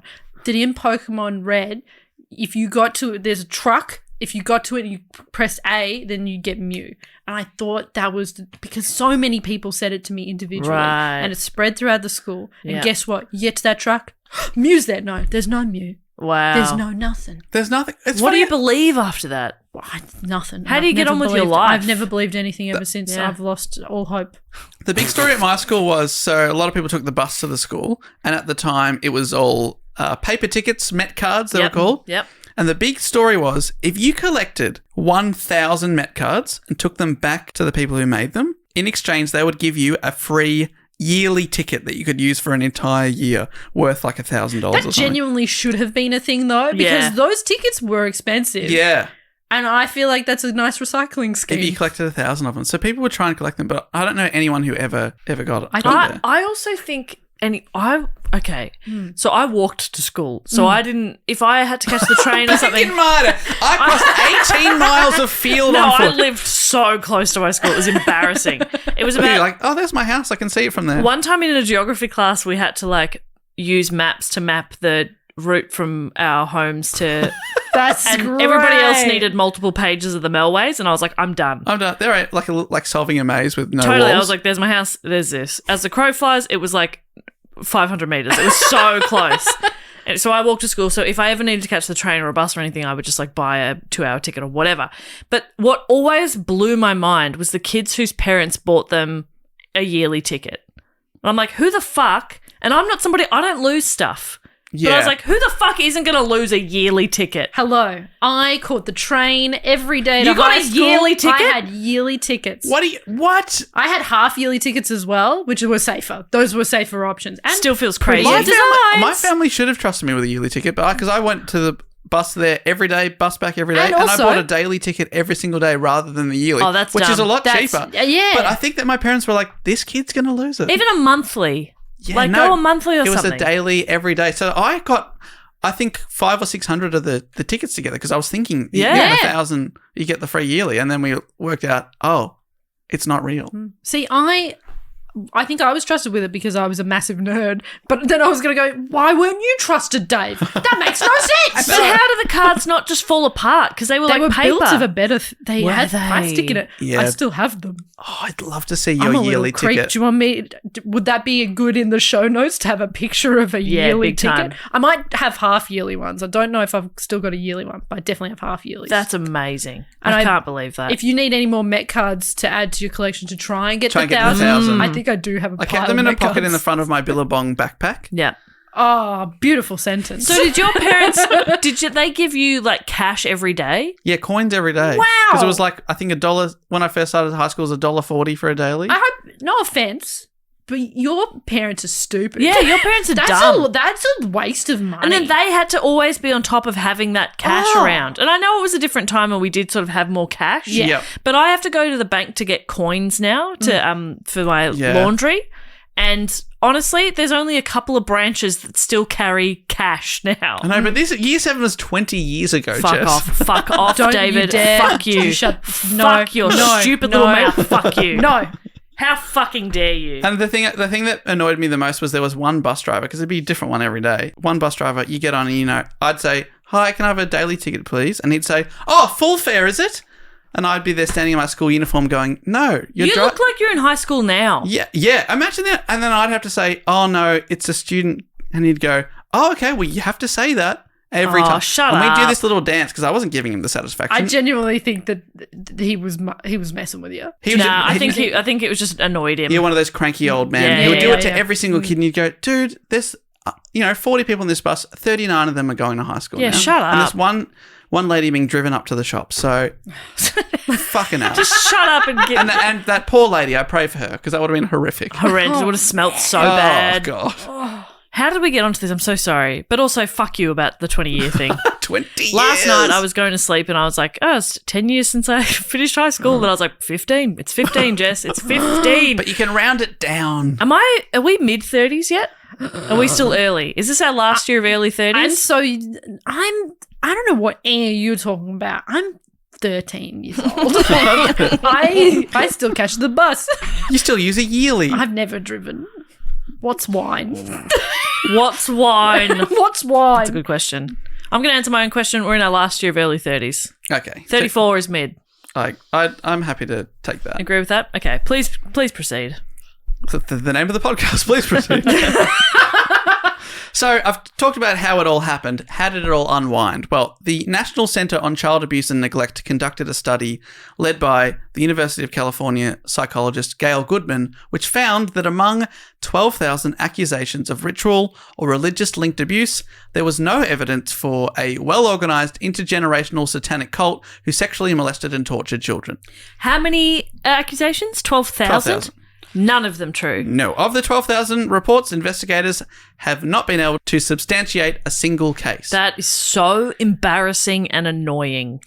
There's been like every now and then there's like one or two isolated cases where someone is a Satanist and that they are an abuser. But no big cabal of people all connected or like doing it on a mass scale. It's just an isolated one person who, you know, is a child abuser and they also happen to have some satanic stuff in there. You do see a lot of, I feel like conspiracy theorists just like to see patterns that make sense of the world, right? They go like, there's a pattern, it makes me feel like I'm in a bit more control than I am of the bad things that do randomly happen that are bad. Yeah, that is, I also feel like the journalists who spread all this should feel really terrible. Yeah. So, like, I feel like probably a lot of them are still working. Yeah. Oh. Yeah, awful. In 1992, FBI agent Kenneth Lanning released an exhaustive report on the presence of satanic ritual abuse in the United States. He found that there was no evidence of any occult sacrifices ever happening in the US,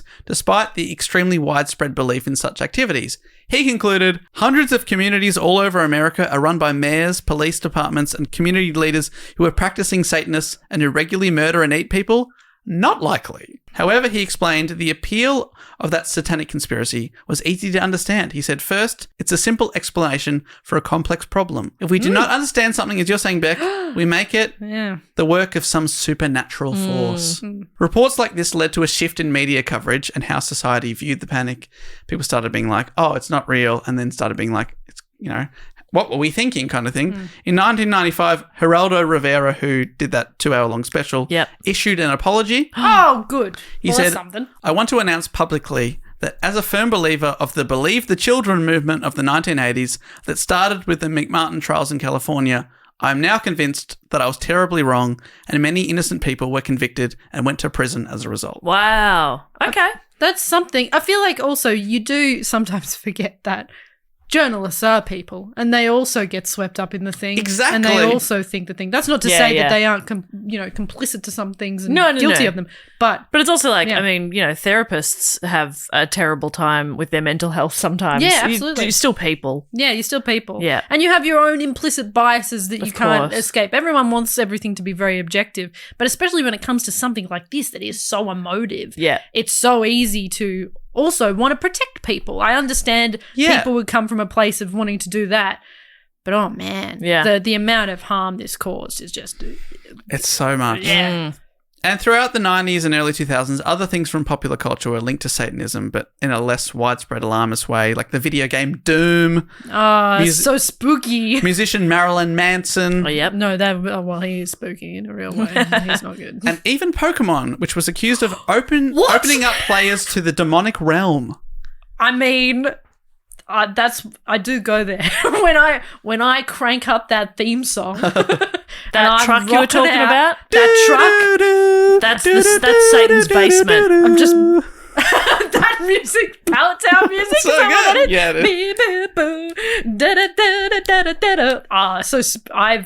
I see Satan. Yeah, Satan. Satan. That's the music of Satan.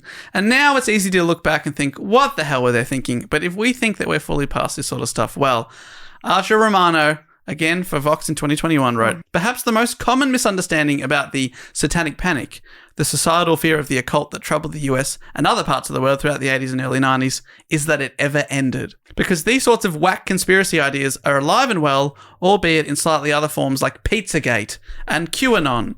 Yeah. Speaking of, very quickly, to talk about those, in March 2016, the personal email account of John Podesta, who was Hillary Clinton's campaign chair, was hacked. WikiLeaks published his emails in November 2016, and proponents of the Pizzagate conspiracy theory falsely claimed the emails contained coded messages that connected several high-ranking Democratic Party officials and US restaurants with an alleged human trafficking and child sex ring. One of the establishments allegedly involved was the Comet Ping Pong Pizzeria in Washington, D.C. And people were thinking that was involved, that they had some sort of basement where they were doing horrific stuff, and then they were like, this place has no basement. Yeah, it was terrible. And We're a pizza shop. I'm pretty sure people were really... Like, some people were hurt? I think maybe someone pulled a gun or something in the pizza shop, Then came QAnon, which the Anti-Defamation League describes as thus. And we could do a whole report on QAnon because it's ongoing and absolutely wild. But QAnon is a decentralized far-right political movement rooted in a baseless conspiracy theory that former President Donald Trump is waging a secret war against the so-called deep state, a cabal of Satan-worshipping pedophiles who control the world and run a global child sex trafficking ring, murdering children in ritual satanic sacrifices in order to harvest a supposedly life-extending chemical from their blood known as adrenochrome. They believe only Trump can defeat the cabal. Only Trump. Only Trump. Only Trump. If I looked at That anyone in Cheeto the of a world, man. a man who just realized the other week he was like, US, that means, that's us. Do you know that's us? And then- That's so funny And then that he goes, did that. has anyone else ever thought of that? Has anyone else ever realized this before? And you think he can defeat... What was this? I'm okay. He Go can defeat for the it. big boss. Only Trump can do it.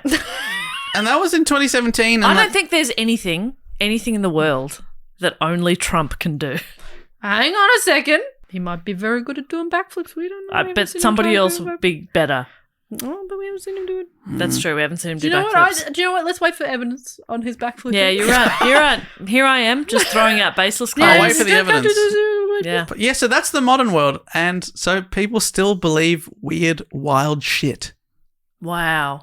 It's almost as if that bad things happen, and then people get scared and they want to find reason in it, and then they themselves put the devil in the world by being kind of terrible. Yeah. Like, it is interesting that the Satanists, I mean, from the beginning, it sounds like we were talking about that guy so long ago who just had snakes and a cape and said he everyone should enjoy Wasn't things. really harming anyone from No, what I found. Yeah. it doesn't sound like it. And then you go on to this where you have leagues of people just causing witch hunts against people and destroying pizza shops. lives. And I feel like that's the devil right there. If not in energy sense, in vibe sense. They're themselves being the Satan they want to Yes. see in the world. Holy shit. Beck, that's deep stuff. That's good. Thank you. deep state I'm stuff. going to put it on a pillow. Yeah. Be the Satan you want to see in the world. I agree. And they just have some truly insane stuff. Like they think they believe in a thing called dog code, which is tweets from various celebrities and politicians about the deaths of their dogs are secret messages about members of the deep state being arrested or executed. I thought it was that dog on TikTok that presses the buttons. Bunny. Hungry, feed now. That actually... Where, Dad? That is also a conspiracy thing. Yeah. And if you buy buttons for your dog, it's not unless it's out, next to the door, that makes sense. Yeah. Because my dog scratches on the door, that means out, Yeah. right? Yes, that's out. We've got that button at our house too. Understandable. That was I've fine. got the button. The dog does not like the button. No. He doesn't like the sound it makes. It scares him. It has like a doorbell kind of sound. It's really loud. He does not like it. I changed it to my voice going outside. He does not It like the doesn't button. like- I put the doesn't button like down on button. the ground. He's like, I'm scared of the door now. Yeah. Anyway, my dog's an idiot. Our dog paws at the door to be let out, and there's a dog door that he's never used that we installed at great expense. Okay, your dog's an idiot. And you know what? All this evidence, I don't think dogs can talk. Yeah. From the sounds of it, maybe if they haven't worked out dog doors yet, which are they're doors for dogs. Door for dog. Door you for idiot. dog. You are dog. That You is are door dog, go for in dog. dog door. He scratches at the door, and we're like, if only there was some sort of dog door you could use. Well, I guess I'll open up this sliding door for you. Oh, that is my report on the Satanic Panic. Wow. A wild time not that long ago. I knew nothing of that. That was absolutely wild and horrific and Yeah. fascinating. Yeah. It's one of those things, fascinating. Not our funniest of topics. Oh, But and so thanks, Beck, for coming and yeah, they bring in a bit of light. Yeah. Appreciate you. That's all very sad. And it is sad when you look at something like this and just see history repeating in different ways. totally, yep. That's the other part. The thing you would hope is that we would learn from it, but it doesn't feel like we often do. Nah, we never learn. Something a little bit lighter. Is that why they call that hair dye manic panic? Probably not. Probably just because I'm going to say yes. What is manic? What color is a manic panic? a range of different colours. Oh, I was going to okay. say at the start when you said Satanic Panic, I was going to go, I Manic. love that hair dye. And then I'm happy I didn't because it was a very serious topic. And we didn't get it anyway. You So can't. it's a No. brand. Dave It's a doesn't brand. buy his hair. It doesn't buy his hair. He don't buy his Dave hair doesn't in the dye his shop. hair. You can't buy No, that color. You can't buy that colour. That's Dave's It's Dave's own beautiful brand. you can't you. buy perfection. Exactly. People have tried. The heft tried. True. Well, thank you for letting me be part of the Filthy Three on this beautiful day. Thank you so, That so makes me much. want us even more. Ooh, sexy. The second most requested topic. There it is. Yeah. Beck, we appreciate you coming on. If people want to find you online, see you, hear you, follow you, where should we go? I am spreading the word of Satan. Yeah. Nice. At But the good word. the like good the word. good stuff. Yeah, the one where it's just like enjoy yourself. Exactly. None of the underground tunnel No, stuff. no, none No of that. hot air balloons. No, for hang God's on, sake. wait a second. Let's not rule out hot air balloons. I'm on Beckness everywhere, especially Twitch, where I stream a lot, mostly doing very silly things. The other day, I put lipstick on a jack-o'-lantern, That's and fun. I did feel like I was having a breakdown. But That was the one that made you feel like you're having a breakdown. yeah, that was the one. I was Not like, buying an inflatable pool and setting it up in your grandma's backyard. and going around in circles on a boat, on a pool, No, yeah. I felt fine. It was just I couldn't work out whether a jack-o'-lantern should have a cupid's bow for lipstick. Yeah. That was tough. Anyway, come watch me do weird shit on Twitch. Love it. Thank you so much. Thank you. Well, that brings us to everyone's favourite section of the show where we get to spend a little bit of time just lapping up, Oh, basking. basking in the sunshine and beautiful warm glow of our wonderful Patreon supporters. So we have a few sections here, and the first thing we like to do is a little section called the fact, quote, or question, and it has a little jingle that goes something like this: fact, quote, or question. I always remember the sing, he always remembers the ding. And this is for people on the Sydney Scheinberg Deluxe Memorial Package. Yes, we got loads of levels, don't we? And when you can get Us personally as people, yeah. Well, no, I'm very shallow. You're a basic bitch, yes. Absolutely, as shallow as they come. But if you want to join, You're a puddle, and I'm an ocean. I'm a bit of piss that's dried.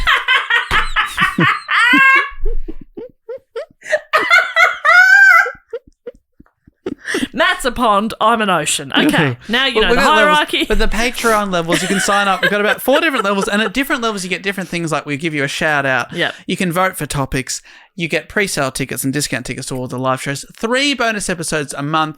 When very close to our goal of a 4th bonus episode, which is basically one every week, and that will be a Dungeons and Dragons campaign. And there's 190 episodes plus in the back catalogue that you unlock instantly as soon as you join at that level, plus the fact, quote, or question, Jess. Yeah, so for the Sydney Scheinberg Deluxe package, you get to give yourself a title. You get to ask a question, give us a fact, a quote, a suggestion, a brag. It can be anything you want it to be. So I'm Exactly. getting really emotional. Thinking about all the different levels, all the different facts. I'm thinking about you being a puddle of piss. But It's mostly dried. mostly dry, but still there's a little bit of a stain left behind. Should I read the fact, quote, or questions this week? Good luck. Yeah, please. That would be great. What's that supposed to mean? Oh, I don't know. Okay. Don't know if you're up to it, mate. I don't know either. Yeah, we're about to find out. So basically, Matt usually does this section, Yeah. and he always says he doesn't read until he reads it, and we haven't read ahead either. God, no. I would never. So our first factual question comes from William Hofstadter. And William's given themselves the title, which is good. Good delivery. Thank you. And William's asking a question.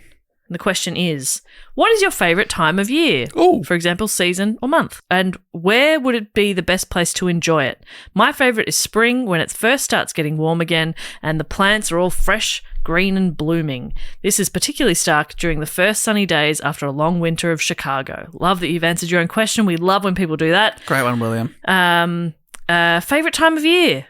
Oh, I think for me it would be in Melbourne, January.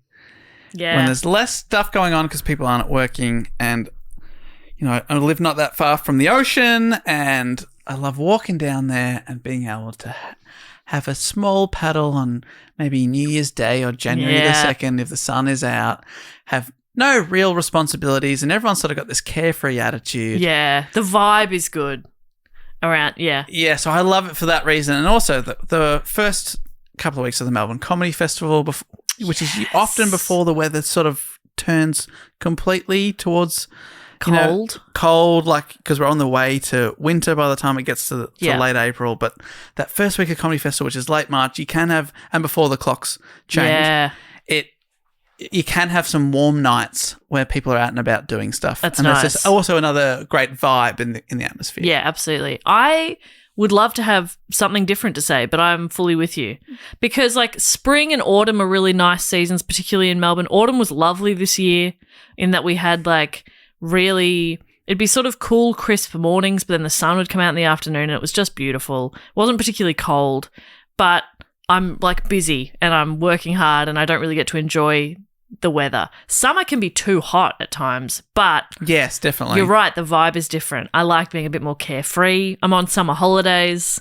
We take a little time off work and you can go to the beach. You can go enjoy the sunshine or just chill out at home where it's nice and cool, or go like swim in a pool or something. Yeah. And the energy is different. You're right. Melbourne in January, first couple of weeks of January, when most people have like, not everybody, of course, but like a lot of people take some time off. Yeah. I think businesses closed. There's enough that it changes the vibe. Yeah. Yeah. The roads are a bit quieter. Yeah. Beaches are busier. Yeah, you get, I don't know, fish and chips on the beach on 7:30 and it's still t-shirt weather. Yeah. I love that. And it's still daylight for hours and it rules. And I love late daylight. Me too. If I could have it be dark at 9 p.m. every night, I would. Me too. I like it. It makes me feel like I can do more in the day. Yeah, because I'm not a morning person, so I'm never getting those first couple of hours anyway. Nah. And then by the time we both finish work, it's nice actually when it's light later. We tend to do more like evening walks with the dog and take him to the park and stuff. Yeah, and I it's love just that. nice little family time, which is cute and wholesome. Yeah. Thank you, William. I didn't expect such a beautiful question to really set us off on a nice little tangent there. That was wholesome. I loved it. Our next factoid question comes from Madeline Murray Baker. Oh, MMB. Everything about that works. Unless you're a Madeline Murray Baker. Still good. I'm Yep. just saying I wanted to make sure because I know like You weren't like, and then if it is Madeline, it terrible. sucks. No, I just, if you're a Madeline or a Madeline, you get annoyed when people say your name the other way. course, So I just wanted absolutely. to cover all bases there. Good one. And Madeline has given themselves the title of Vice Chairman of Chairs for Men, a charitable organisation. That's good. stuff. Vice Chairman of Chairs for Men. Love that. Madeline's also got a question. And Madeline asks, hang on, let me scooch on over so I can see it a bit better. With Christmas fast approaching, I'd love to know, what's the weirdest gift you've ever received? Madeline's answered the own question as well. Okay. Do you want to hear? Yes, please. One year, I got a bent picture frame and a votive candle holder from my sister-in-law. The candle holder was pretty, but I had just seen it in their bathroom a week before, and here I was, being good all year for this, never again. As in, do you They've think re-gifted it. that you've been gifted that one, or they've gone, this is so nice, we'll find where it's from if it was a gift for us, or we'll remember where it's from, buy it for you. I reckon it's a re-gift. Bent picture frame and a re-gift candle. That's Candle holder. Not even a candle. I gotta tell you, that's not that great. That's not that good. I can't think of weird gifts. What about you guys do, your family? Your Oh, immediate my family, God, do some yes. fun. Every year there's a bit of a challenge. Yes. set? Yeah. Particularly, well, my brother and sister-in-law live interstate now, so they can't always make it back for Christmas, but because they're the best at it and they bring the necessary energy. You need kids to outnumber parents, I think, for it to work. Because my dad, as much as we love him, no whimsy. Not a whimsical person. And this is a game that relies on whimsy. Yes. And so essentially the challenges differed every year, but usually it's some sort of like you have like an overall limit you have to spend. So like you got to buy 5 presents, but you can only spend a total of $50. So you got to find something for $10. Some years we've had it that you have to get everything in one go at one shop. So you're not shopping around, you just go to one place, buy something for everybody. Other times it's been everybody gets the exact same thing. That's fun. So that year, I gave everybody notebooks that I had monogrammed. It was from like Typo, and you could monogram it for free, but they would all say variations of like Jess is the best. Somebody got Jess best. Aiden got JP Queen. They were all just about how great I am. And that year, Aiden gave everybody a mug with his face on it. And this was like maybe his first or second year participating in the Good work, Aiden. in the game, and he's given everybody. But if you think about it, it's 3 couples essentially. So 2 households have 2 Aiden mugs with Aiden's face, and it's not a good picture either. It's have you ever been to either household and seen them like? I have not seen the mug again. Never been used. I don't know where the mugs are. I'm gonna check with Mum if she still has those mugs somewhere. Oh, we didn't think he was going to stick around. We threw them out the very next day. That's great. What about you? Any weird gifts? I don't want to disappoint, but I can't think of any fun, weird gifts. Yeah, it's tough, isn't it? You don't get as many gifts as an adult. Or it tends to be people go, tell me what you want. Or they get you something practical. Get a lot of vouchers, which I don't mind. Yeah, my dad often gets like sort of those light up Christmas toys. Oh, yep. That you like press a button and it like, Yep. like wrapping Santa Claus. I remember that. Yeah, It was classic. Ho ho, my name is Santa Claus. This is my flow, stuff like that. And then it was Wow. like, and then it did the Christmas version of Getting Jiggy with It, the Will Smith track. Oh, boy. It's pretty awesome. Yeah, that rules. Once there was a farting reindeer. Classic. Yeah, so that's the level I'm That's talking sort of about. fun stuff. Yeah. Yeah, I mean, I quite like just making the Christmas presents something a bit fun or a bit silly, but then it feels a bit wasteful. Yeah, there's a fine line, isn't it? Like, because a notebook sounds good because that's funny with your stuff on it, but that's pretty useful. Yeah, Aiden uses it. But one year my brother gave us all inflatable dinosaur costumes. So you had to like it was the type of one where it looked like you were a little jockey riding a dinosaur. Oh, did you all put them on and take a photo? 100% we did, yeah. See, that's fun. That's fun. You can't take that memory away. And he included batteries so we could all get straight into our dinosaur costume. So that was really thoughtful. My brother is the best at it. Can I ask what the batteries do? It had a little fan that kept it sort of inflated. Oh, okay.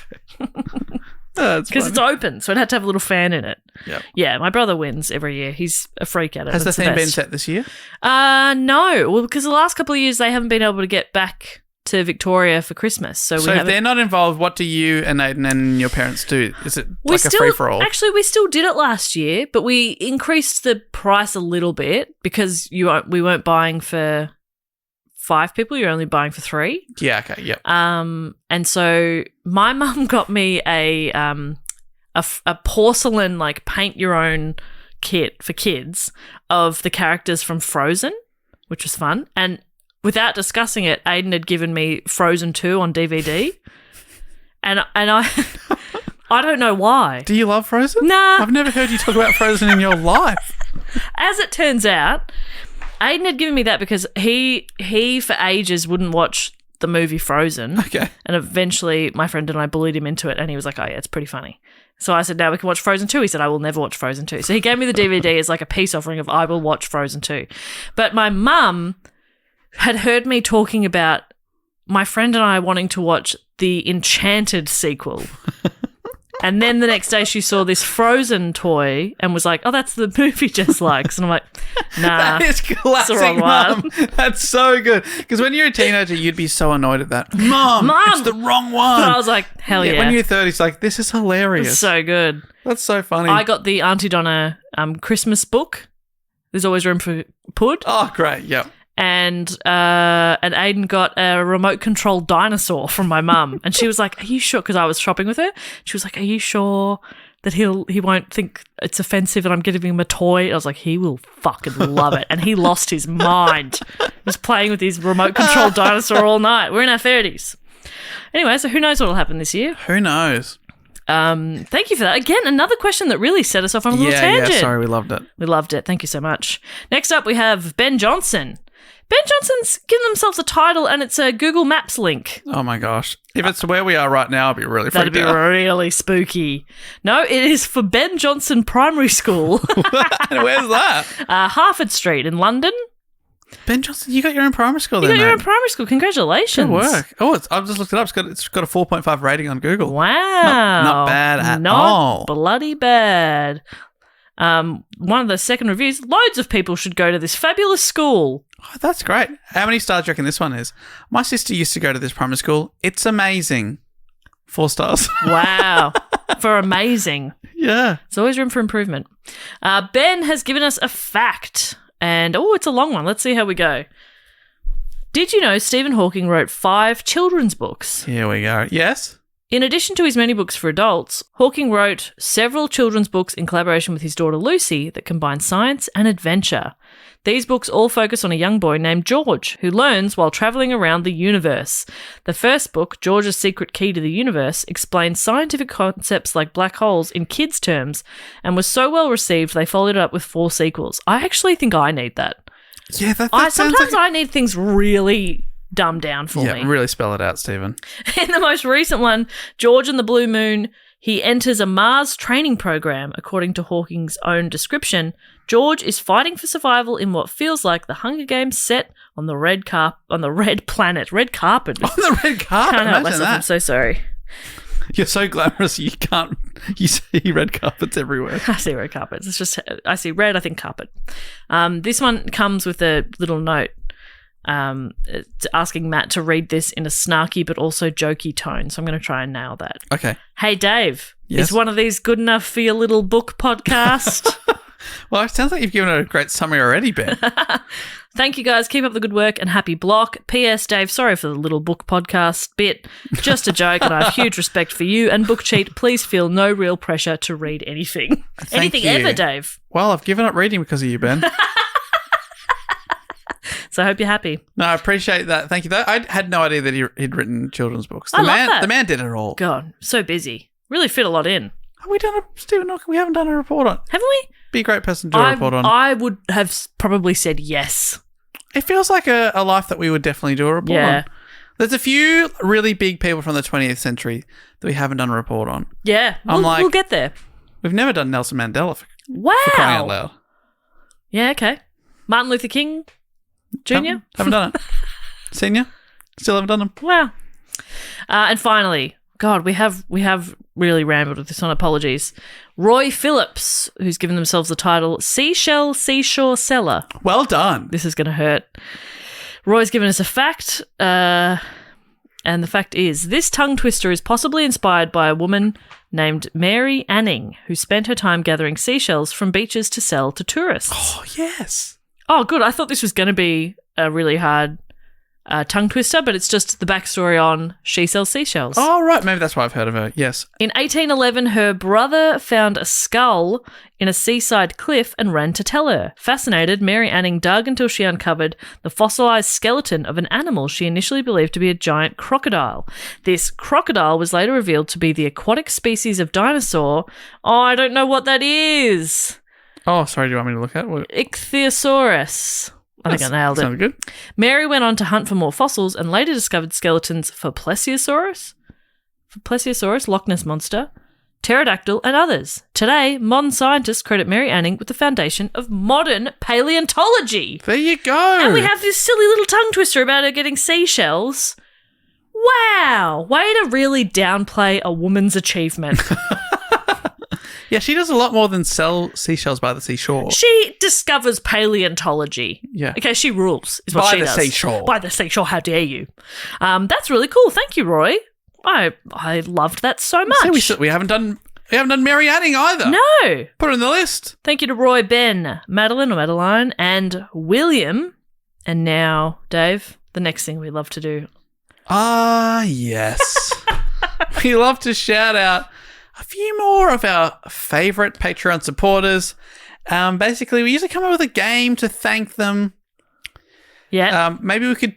usually you come up with a game. No, Sorry, but I'd love a suggestion because this was a pretty grim topic. Satanic Panic. Maybe we could talk about what they're panicked by. Oh, love that. And then, make it a bit more fun Yeah, cool. than the Satanic Cabal. Yeah, great. Love that. It's fun to panic over small, trivial things. Yeah, that's right. But and not huge, and not big, ruin scary stuff people's- with massive consequences. Exactly, ruin people's lives forever. Do you want me to kick off this week? Yeah, go on. I would love to thank, first of all, from Franklin, Indiana. Oh, beautiful place. I would like to thank Eric Lovins. Supermarkets. Just gets really flustered, panicked. Oh my God, there's too many aisles. It's not at all based on the person I live with.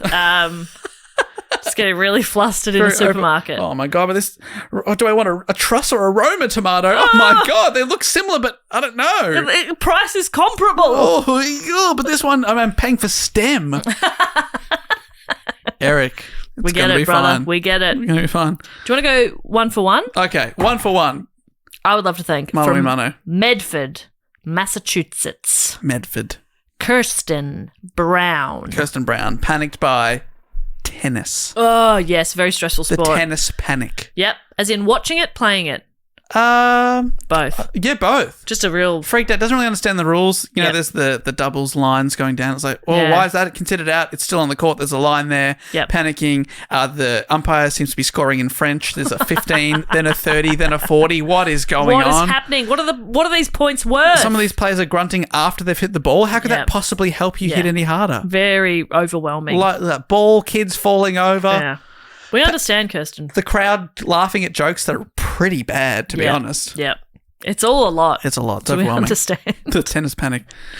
I would like to thank from Los Angeles, California, the city of angels, and dwelling there is Jacob Papanek. Roller coasters. Oh. And I know, some people enjoy the rush. Some people find them a bit too scary or, upset your stomach or whatever. But for Jacob, it's just a full-on panic at the mere sight of them, which is terrible living in LA, home of a few theme parks. Yeah, oh my gosh, you'd be terrified. He's got to really make sure he's going on a different route to work and stuff. Yeah. Oh, there it is. Can't. Oh my gosh. Oh, there's Splash Mountain. Blah, blah. Get really panicked. Blah, blah. So, yeah, that's Jacob. Real panic about roller coasters. Just between you and us, mate. Obviously, we can't read it out because it will ruin your life, but your email is incredible. Oh, yeah, that's very good. Well done, sir. We will ruin your life. Exactly. We will not dox you. Everyone will email you and say, great email, but we're not going to read it out. But there's another great email up next, actually, as well. Oh, I love it, which I can't wait to read out in full. No, I won't. But from Thornton, New South Wales, Justin White. Panicked about... Oh, sorry, you're pointing to me. I thought you were, leaning over. Panicked about indoor plants. Oh, yes. And obviously, we're going through a period where there's a lot of them. People love them. Did you have indoor plants as a kid? I just thought about it. No. No. No, not at all. No. Actually, no, maybe we had one, in the corner of, there was a little, I guess a plant holder with one sad-looking plant in it sometimes. Yeah. But nothing like there is now, no. Isn't that wild? But do you think it's because, we had backyards in my family homes? People live in tiny apartments and... I don't have a backyard. I've got a pretty small balcony and the only space on that balcony is taken up by a little patch of grass for my dog to piss and shit on. So the plants have to come inside. That's glamorous. It is glamorous. It's lovely to go out there in your morning, have a cup of coffee while the dog takes a shit. It's really nice. Very wholesome. It's a really busy road too, so it's very loud. Perfect balcony. It's nice except for Justin White, who finds it very overwhelming to come inside from the balcony, be surrounded by those plants. Oh my God. And Justin, we keep telling you, mate, get rid of the indoor plants. You don't have to have them. Yeah, but you have to pick them up. You have to touch them to do that. Get somebody to help you. Wear gloves. Back over to you, Dave. I would like to thank from location unknown, but this person doesn't need an address. I imagine they live in a car. It's David Coupe. Imagine they live in a car. In a cool way. In a coupe. In like a sick car. That's one of the best names I've heard in a long time. David Coupe. It's because it rhymes with David Suchet. I was going to say, it reminds you of David Suchet. That's why. Oh, Coupe. But David Coupe is obviously finds themselves panic-stricken by lip balm. Oh, no. Doesn't like the feeling. And unfortunately has quite dry lips. Can't help themselves. Drinking a ton of water, trying to hydrate from within. But unfortunately, it's gotten to a point where you are going to need some sort of ointment help. Oh, no. You're going to have to hydrate from... You're going to need a balm. From outside. You're going to need some outdoor help. You need a humectant. Oh, what's that? I don't know, something that hydrates or it absorbs water. Well absorbs done. Moisture. On your David Coupe. I love it. I would also like to thank from Surbiton in probably Surrey in Great Britain. Sorry. Samantha Fletcher. Samantha Fletcher is afraid of joysticks. Oh, shit. Which yeah. in the 90s was a nightmare. Do you feel like you saw more joysticks in the 90s? Yeah. Yeah. No, that's creepy because I was a child. Based on the joke I was trying to make. Yeah, no, but it's a funny joke if you don't think about it that way. I feel like you used to like go to people's houses maybe and they're like, you know, if they're, especially there's a couple of friends whose dads were like computer people and you go around and they had like games with joysticks and Did stuff. we have the same family friends? Yes, you know what I'm talking about? Yes. They have like flight simulators or helicopter simulators Yes. or something. And there's always joysticks. I haven't seen a joystick in, 20 years. No, but I would go over to Pat Yee's house and there were joysticks everywhere. That was my favourite family friend to visit because they had obviously I had all the joysticks. They had a lot of video games and I didn't have any video game consoles, so I got to play PlayStation. But also because I got along really well with the kids. And Pat Yee. Pat Yee. Do you mind if I pat Yee? No worries. Yes, I just scruffle my hair. No worries. Pat Yee, it's so good. He used to make us, every time I stayed over there, he'd make pancakes in the morning, often choc chip. And he would make them in like the letters of our first names. So I'd always get a J pancake. That's great. Loved the Yee household. Shout out to the Yees. I love you. Big Yee love. Is it you or me? What are we up to? It's my turn. Okay, great. To read out the name and you to assign a panic. Great. I'd like to think from Jasper, Indiana, Brian Olive. Oh, it's the cruelest irony. No. He's just afraid of Brian's. No. Were you going to do that too? Obviously, I was going to go olives, but then when you started to figure out what I was going to say, then I was going to go to Brian, but then you said And then I Brian. pivoted and then you pivoted back to Olive and it was funny. Brian. Oh, no, Brian. Oh, Brian. Oh, Queen, Brian, mate. Oh, no. Ah. And every time he's at the doctor's office, someone's like, Brian. Oh, that's me. You really got to change your name, mate. Yeah, I sorry. don't see it getting any better anytime soon. I think change your name to something you feel more comfortable with and seek out some therapy, I reckon, on that one. Bit full on. I've got to put both Brian Olive and David Coupe on a list of like characters' names. So good. They're so good. But if you wrote a play and the character's name was Brian Olive, people would be like, this What? is crazy. Well, someone said, I'm David Coupe. Incredible. You'd be like, come on, man. David Coupe. That couldn't possibly be a real name. And these are real names of real people who love us. Remember a couple episodes ago where I wanted to rebrand as David Zest? Yes. Yes. That's good stuff. It has not caught on. It has not, but I could be David Coupe. You could be David Coupe. I believe that more than Zest, I think. Okay, a couple more. I would love to thank from deep within. Is it me? Yeah, go for it. Deep within the fortress of the moles. Location unknown. SJ. SJ. Ooh. Okay, SJ is having a panic about seashells. Oh no, where have they been found? On the seashore? Yes! That's where I got that. I was thinking, where did that come from? Yeah, that's there where. it is. Yeah, so SJ avoids the beach or... Which is fun because they're in the fortress of the moles. They're a long way from the surface. A long way. You're not going to find many shells down there, mate. No. So that's probably good, actually, then, isn't it? Yeah, Sort of okay. like, oh, I'm really, really scared of Zeepzorps. It's like, well, they're not on this planet, so... What the seesaw? It's a Zeepzorp. It's on a different planet. Do you know one of my pleasures in life? And I don't know if this is actually a bad thing to do.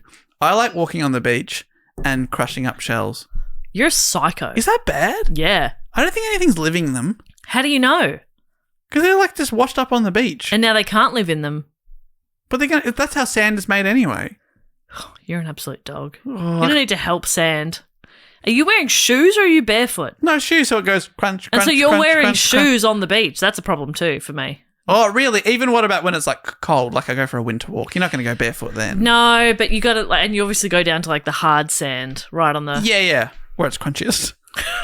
I just love going crunch, crunch, crunch, crunch. And you also like crushing snails. No, see, but I feel bad because something's living in there. But is something living in the shells? Sometimes you don't know. You're not checking every time. Okay, I'll stop doing it. But it's so fun. And never tell me about your pleasures ever again. I love crunching So leaves. I will crush them for you. I love Oh, please, can you crush some leaves? I love crunching leaves as well during autumn. Yeah, that's nice. Crunch, crunch, crunch. Okay, anyway, I'd like to thank finally from Crunch, crunch, crunch. from Salinas in California. It's Anthony or Anthony. That's an Anthony. It's got the H in there, babe. That's an Anthony. That doesn't always make. I mean, it's What about Mark Anthony? How do you spell that? I don't think that's with the H. Fuck, don't let it be with the H, please. It's without the H. There you go. That's Anthony. But I think don't some people with the H pronounce it Anthony? I reckon this is Anthony. Okay. According to Youglish.com. You got to be right, don't you? Which is... Okay. It sounds like it's Uglish.com. I've Googled Anthony pronounced. And Youglish has listed 6,822 pronunciations of Anthony or Anthony in American English. 6,000. That's too many. That can't possibly be right. How could that be right? Even if you're putting a different emphasis on each letter, it's still, there's not that many options. No. Incredible. Anyway, so we think you're Anthony. We think you're great. You're from Salinas. And you're panicked by buttons. Oh, that's a nightmare. Yeah, because they're everywhere. They are everywhere. On shirts. Yeah, you could elevators. You couldn't really wear shirts. Yeah. Elevator buttons. Computers. Now, these days, if you get a new car, the push start. Yeah. Matt had to drive my car recently. Took him 10 minutes to figure out how to turn it on. Was he yelling? On. On. But then he was like, maybe Clapping. it's voice recognition. I better do Jess's voice. Yeah. On. Anthony, afraid of buttons. Not afraid, but panicked by. So living in a constant state of fight or flight, basically. Still has to work, but he's very stressed. Typing away, going, Oh, this hurts. This hurts. It's not good. So big thank you to Anthony, SJ, Brian, Samantha, David Coupe, Justin, Jacob, Kirsten, and Eric. I don't even remember Eric. We've talked for so long. Thank you so much, you absolute legends. Last thing we need to do, there's only one person to welcome into the Triptych Club this week, and the Triptych Club is for people who have supported us on the shout-out level or above for 3 consecutive years. You get welcomed into the club. I'm behind the bar. And look, I can't make any fun sort of puns based on this week's. It's a Satan drink. It's red. Yeah, something dark and... It's red. Yeah. It's essentially a French martini. It's just got Chambord in it or something. Nice. And I put little devil ears on everything. And I'm wearing a little devil costume, but a sexy one. Oh, but not too sexy. Yeah. Just the right amount. Yeah. You're not uncomfortable, but you are like a wooga. Perfect. Oh my God. Jess is a smoking hottie, that kind of thing. But not objectifying me. Know what I mean? Yeah, no, thank you. Perfect. And you also... I book a band. You book a band, Dave. Every week, and you're never going to believe it. What? I can't believe that I was able to lock in this huge artist. What have you done? I've locked in the Prince of Darkness themselves. What?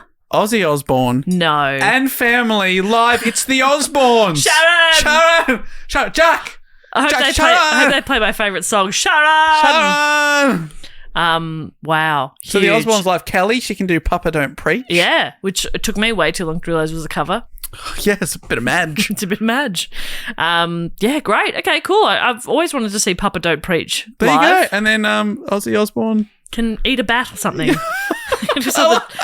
What about, I said that he was on the Rivera show and he's like, I never wanted to freak people out. It's like, you bit the head off a bat, Yeah, man. that was psycho. That was a disgusting thing to do. Even if you thought it was fake, but thought people in the audience might think it's real, it's a full-on thing to do. Yeah. Anyway, so we have one person to welcome in. Dave, you hype them up. I hype you up. Are you ready? This is a done deal. It's one person. Can't be that hard. One and done. Easy peasy. Here we go. From Saskatoon. Is that in Canada? In Canada. It's Jacqueline Chaiton. More like Jacqueline Right On. Boom, boom, boom. Could be Chaiton. More like Right On. Right on. Yeah, no, the pun still works, but I'm just making sure that Jacqueline feels Yeah, sorry. Thank you so included, much. loved, appreciated, because you're an absolute legend. Thank you so much for supporting us. We appreciate you. And yeah.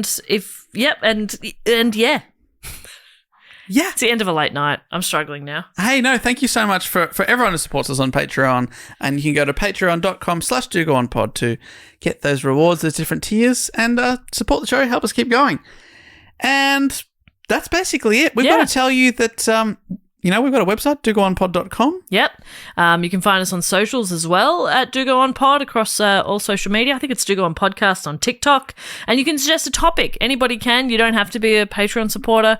So there's a link in our show notes and also on that website, dogoonpod.com. Hey, we'll be back next week with the final installment of Blockbuster Tova /Boyvember 2023, the biggest topic of the year. And guess what? Our main man, Matt Stewart, will be back. I've missed him. I've missed his warm embrace. Exactly. His dulcet tones. Oh, my gosh. His odour. I feel like I can smell him right Sorry, now. odour has negative connotations, doesn't it? Odour is bad. Musk. His musk. Yes. That's much nicer.